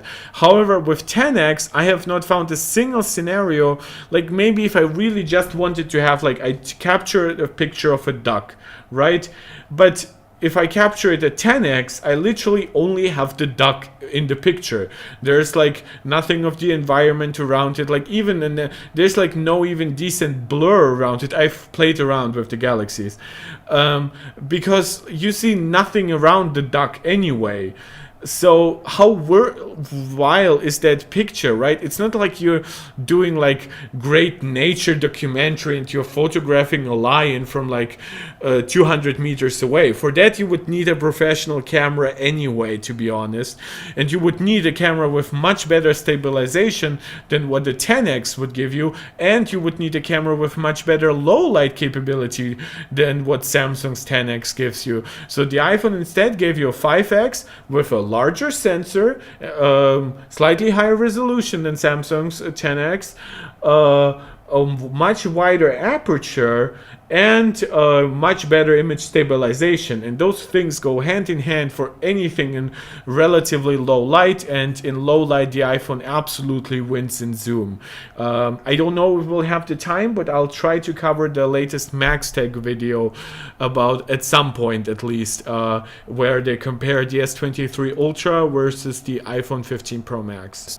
Stabilization. Like, they finally do that zoom in preview window in the corner of the viewfinder, and they overstabilize the frame so you can zoom all the way in and get a shot in super creeper mode. It's great. But I'm just going to shamelessly borrow a line from Mr. Mobile because he said it as well as anyone possibly could. And he's right, which is just that so much of the differences between these cameras, this one, the last iPhone, the Samsungs, the Pixels of the world, so much of the differences between them is software that is hardly even consistent anymore. So if you are I guess that's true. It's kind of like, I think the Xiaomi will be like consistent in some ways because it has a large like 1-inch sensor, basically, like the highest end Xiaomi's, but it will not have the same good software.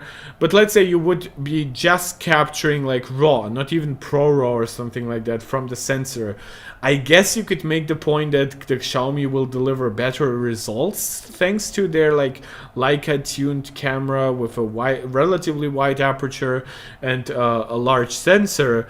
But that's not the era of smartphone photography we live in. 1 inch isn't even that big. As I said, full frame cameras, I actually calculated it like recently, have like a sensor that is like 8 times larger. So we often take like 1 inch as like the pinnacle of smartphone cameras at some point, and probably will go even larger. But then again, the internal space usage then becomes really out of whack. At that point, we are really turning it more into a camera rather than a phone, especially if you also have like several relatively large cameras for like ultra wide and zoom. And even if we get like variable zoom, who isn't to say that the variable zoom like arrangement of like all those lenses could be so large that it ends up taking basically as much space up as if you had a secondary telephoto camera, right? Like what Samsung currently does with 3x and 10x. Maybe a variable zoom would be as large as if you combine those two. Who knows? It's like, it looked like what LG is putting out and what Sony is putting out is quite sized. It's sized decently, but the output quality is not as good as what Apple is now doing, or as the Pixel is doing at 5x. It's just much more versatile throughout a wider range of zooms. For like a hard verdict on like iPhone 15 Pro side by side versus Samsung versus Pixel or Oppo or whatever else, you kind of just have to make it up after a while. Like, yeah, there are going to be certain instances like exact. I actually think from everything that I've seen, the iPhone wins very consistently this year. Yes, as I said before, something like a Xiaomi with the largest possible smartphone sensor right now will maybe in specific scenarios outperform it, but there's nothing as close to the iPhone's consistency. The Pixel gets like the closest in that regard, but I think the iPhone's highs are now higher than the Pixel's, and I think iPhone's lows are also consistently better than Pixel's lows.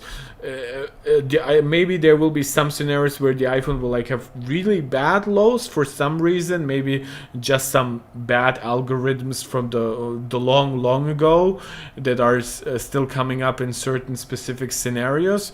But overall, yeah, to me the iPhone 15 Pro Max absolutely is currently the smartphone king, and there's not even a question about which smartphone takes the best videos. Zoom focal lengths where one is sharper than the other. But honestly, at the end of the day, a lot of it is going to be taste.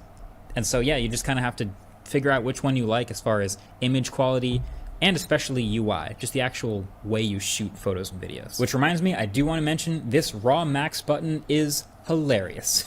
This is a button to take your full res 48 megapixel Pro RAW photos, but it just says RAW. It's Pro RAW at the maximum resolution, which is 48 megapixels.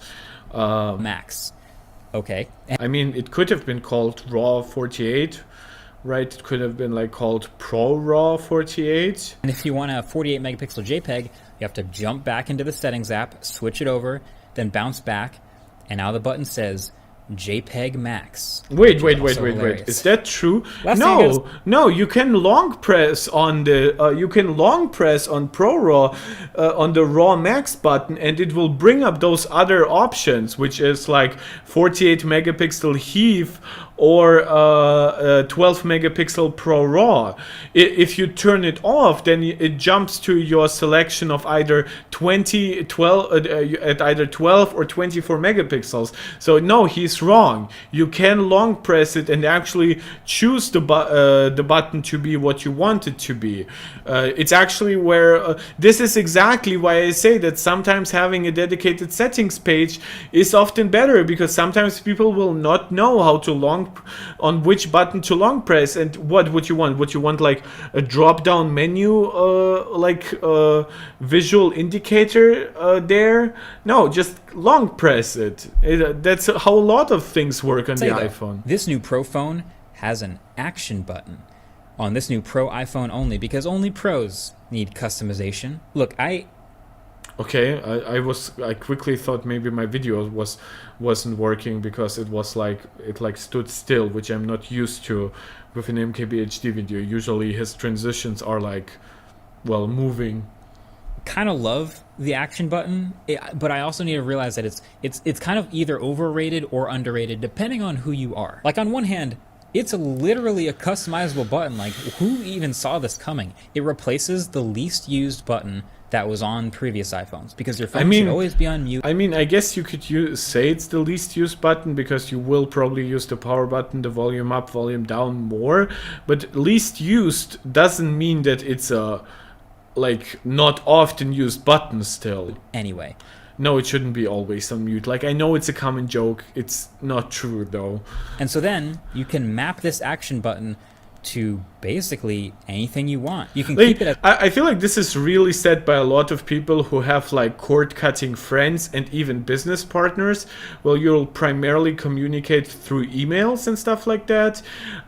Anybody in the real world who still expects to get a decent amount of phone calls will not put their phone always on silent. It's the mute switch, and it has the same strong haptics, so you can tell if it's muted or unmuted in your pocket without looking. But there's also a bunch of other cool functions you can pick from launching your camera to a voice recorder to just literally any app on your phone. I have it on my camera, and I think this is why I'll be using it a ton. For one, because I think it's a very predictable use case. It's kind of what a lot of us wished for. Now, it isn't positioned in a super comfortable place, but when I'm taking a photo anyway, right, I'll probably put my finger somewhere here anyway, because I would click like the volume up button to actually like capture the photo. But in this case, I wouldn't need to go to Control Center and find the camera app. If I'm in the actual OS on the lock screen, I wouldn't need to like turn off the phone, turn on the lock screen button again, and then click like the camera icon in the corner. No, I just put my phone in the appropriate position. I guess this kind of would be more appropriate, I guess, but then again, my fingers still rest nicely. Now, this is my 13 Pro Max, so this is the mute switch, not the action button, but then I would just press it here, and then press it again for the actual photo, or the volume up button. You want through a Siri shortcut. Your favorite YouTube channel right now is probably making a tutorial on the best Siri shortcuts to map to the action. Yeah, there's like a new shortcut that lets you put 2 action on it, because it's like one shortcut that like is technically 2 shortcuts in one, and if you like press it once, it activates the primary function, and if you press it twice, it activates the secondary. I believe. I don't know if they like maybe rotate by default. Button from launching apps to the specific things inside of apps, from unlocking your car to not just launching my favorite task manager app, but launching a new task inside of my task manager app. It just lets me... It's great. It's awesome. Honestly, I hope it gets copied, even though a bunch of phones were doing this years ago and then they stopped. I hope they bring it back now in response to how great this is. But on the other hand, I do kind of feel like for a lot of people, this is going to be one of those things that they play with for like 3 or 4 days and then just kind of forget about it and never use it. I played around with it for 3 or 4 seconds before I exactly turned into the setting that I knew I wanted it to be mapped to. There's actually rumors that the next gen's iPhone 16 all, right, not just the Pros, but they would have like a soft button, I guess, like a haptic feedback button almost, like opposite the touch button. And I don't mean like opposite on the other side, I mean like on the other end of the side that it's already on. It would be like here, and then it would be like a dedicated camera button. It kind of feels like maybe this is just prototype stuff still left over from when Apple experimented with the action button. I always maintain this would have been like, this is the power button. I maintain this would have been the best position for any extra button, right? If you're a right-hander, you just drop your thumb and you're really there. You want usually your camera to be on top while filming, so having it actually here, right, also is a really nice position. Pressing a button from below is always a little less comfortable. So if you wanted an extra button that really was like a hardcore like extra button, then yes, you would, especially a camera button, then you would have put it here. However, I have said before that the reason why we got the action button where we got the mute switch is exactly that. It's because this is where the mute switch worked, and internal space on modern smartphones is kind of precious, so Apple was not gonna take up extra space, add extra haptics to a button here. Instead, they gave it to a button that already existed, and they didn't even really change the size of, because once again, internal space is precious. Redesigning a lot of internals to finally have a button also here would have been problematic, and if they ever do so, I kind of would be shocked. Again. And I mostly think that's because it's not super reachable. Like, it's not a one-handable button where your fingers usually rest for everyone, especially on the Pro Max. It's way up there in the corner above the volume buttons. It could be a cool shutter button for the camera, but the volume buttons already do that. So yeah, I feel like you might as well just end up setting it. No, but invoking the camera does not work through the volume button. So that's where it comes into play. In fact, I kind of didn't think that it would be like a shutter button at all. I kind of think that you would have to click the action button and then click the volume up button. But thankfully, you can still, if you have only one finger here for some reason, press it and then press again, and it works really well, and it allows for some really quick captures that just weren't possible. Back to mute switch and forgetting about it after a few weeks. But I guess that's fine too. It's one of those things that you'll just figure out which user you are after you use it for a while. Kind of like I've been using that 8 Sleep mattress cover that I was talking about. I've been using it for about 3 months now. This is the so this is an ad. So that either warms again, I cannot scroll through videos without fucking them up, which is such an annoyance. Up or cools you down. I'll actually have some things to add about the 8 Sleep bed, believe it or not. So if somebody wants to watch this, please continue. For a while, I've understood. Like, I was a skeptic at first, but honestly, it's one of those things where I go to a hotel bed and I have a harder time sleeping, which it used to be the other way around.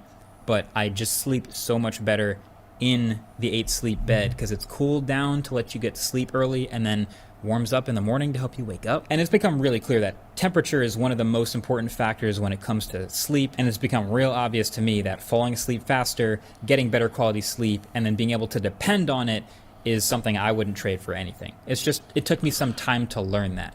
Plus, there's an app that shows me all my info about my sleep every night, and it lets... Yeah, so the 8 Sleep beds have sensors in them, and they also have like some vibration functionality, and they have temperature functionality. So if you like to sleep in the cold, but even if your partner likes to sleep in the hot jungle, you can still turn on the settings that way. However, the problem with the 8 Sleep bed, that to get a lot of the advanced functionality, you have to subscribe to a subscription that costs up to $200 a year for a bed cover that already cost you like between $2,500 to $3,000. So this is anti-consumer bullshit, which I'm like some, and they even say it like on their website. Well, we need to pay for like cloud stuff and to manage those features. Bullshit. Like, of course you need some cloud stuff to like, maybe if you want to like save my fucking sleep data, but everything else that is happening on your device could be happening locally and then transferred to that fucking smartphone app that I have. Like, give me an option to not get the data if I forget to pair it with my smartphone. Who cares? Like, that is my fault at that point, but it's a very different thing from having to pay you 200, like 10% of the device's cost per year. Also, like, why the fuck would I need to pay a subscription so that time managed temperature changes can occur? Like, seriously, your device cannot like think, oh, I should probably start at like 18 degrees Celsius during the night because people fall asleep really well in the cold. But then as you wake up, I should probably switch the temperature up. And either I do it gradually or I do it once, right? There is zero cloud computation that you need for this task. As long as you have like a freaking lowest and dual core chip in that freaking device, or hell, you just let it all work through your smartphone, it's all completely manageable. This is such bullshit. Like, I really considered buying this. Like, $3,000 I don't think is bad, but $3,000 plus like, I have a king size bed, that's why it's $3,000 for me. I know it starts at 2.5, or I think like I have a larger than queen size. European sizes are a little different than American sizes, and like, but I'm not paying $200 per year for all that functionality, like, because I want that freaking functionality. Like, I think like you can probably do a lot of like manual stuff, but I don't want to like deal with my bed manually every time I go to sleep. Sure, I might want to play around with it a little in the beginning, but after a month or so, I want to just know what to do. And there's absolutely like, why cannot I pay you like even $200-300 more upfront, so I don't have to pay you $2,000 over the next 10 years? Jesus. Let me adjust the autopilot if I want. If your partner sleeps at a different side on the same bed, they can adjust the temperature in the app too. It's great. So I'll leave a link to it below, and since they're a great sponsor, they're actually giving you guys $200 off the pod cover if you use code MKBHD at 8sleep.com. Less than 10% for the good one. MKBHD. But anyway, what's the verdict? What's the verdict with the new Pro iPhone of 2023? Is one of those things where like I have conversations with friends and I always end up having to try to condense it all and summarize it into like one sentence. And the truth is, like, it's the same phone as last year with USB, a little bit of a faster chip, a little bit of a brighter screen, a little bit of thinner bezels, and like, I don't know, better cameras. That's kind of it. So you have to decide how much of that is important to you. Are any of those things important to you? I mean, I guess you could say that, but then again, it's not just USB-C, but USB-C with 3.0 transfer speeds, with 4K 60 video out, with the ability to charge other devices from that port. That's basically already 4-in-1 to a degree, right? It's not just better cameras, but it's cameras that are better at without any kind of speed compromise. It's cameras that are better in photography and videography. It's cameras that are better at taking portrait pictures than ever, because those are now automatic basically. It's cameras that allow you to change the focus afterwards thanks to that depth data that it captures with automatic portraits. It's better zoom cameras specifically, so it like goes beyond. Like, it's a phone that is like built out of titanium, and it's lighter and it feels better in the hand, but it also has like a ton of smaller stuff, again, like better speakers, better microphones. That all adds up, which I think they're worth mentioning, because if they aren't mentioned, like, at this point people are kind of might be inclined to believe that we haven't gotten a speaker upgrade since the iPhone 12, and that is definitely not the case. Every iPhone since like the iPhone 12 has been like upgrading speakers either marginally or even a lot.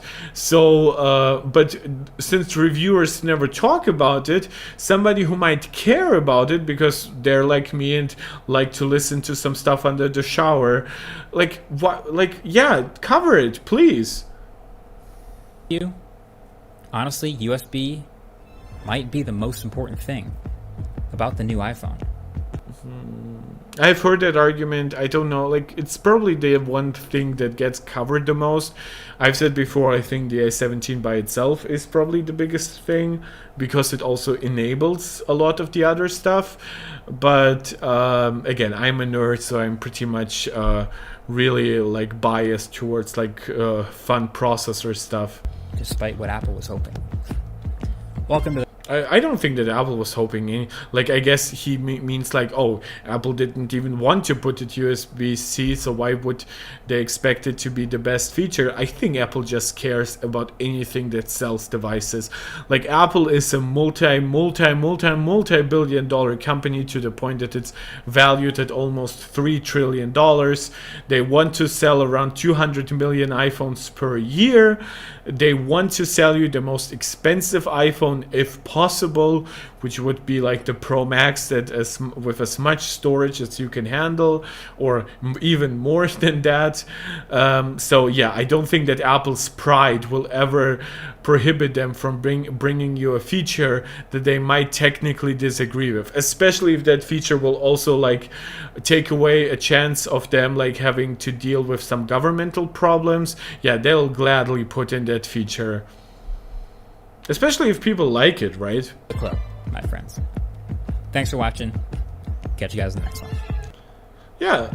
Peace. Oh, yeah, he does peace. I guess I might have subconsciously picked up on that and thought, what would be my gesture be? So this is how I came to the Spock sign. The live long and prosper Star Trek sign, which I guess really labels me as a nerd right away.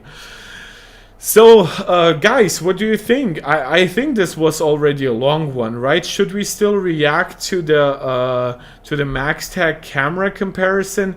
80% of my viewers like turned off in the last half hour, so I'm inclined to believe that maybe the optimal time to stream really isn't now, which I guess means YouTube is kind of wrong with their analytics. Like, if I look at Friday, like, it tells me that 5 p.m. is like optimal time, but then like 18 and 19 are still like and like 6 and 7 p.m. are still like really good, but it doesn't seem to be the case. It seems like all my 10 p.m. streams have performed way better, but yeah, that's just more academic than anything else. So I guess I'll either react to this video indirectly through like Twitter, so you guys can catch some of it over there, or maybe I'll use it for a future stream. But for now, this has been a pretty long one. It's been like over 2 hours analyzing just one video.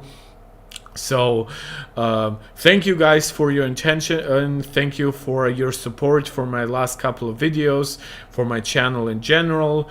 Really appreciate it. Hope we can have more and more people here with every stream.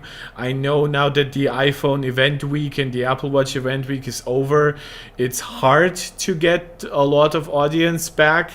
But I do still see you guys watching it as VODs, so I'm really grateful for that. And I'll see you in the next one. Please let me know what you would like to see me cover next. Please do all the YouTube jazz, like subscribing, liking, sharing, hitting the notification bell.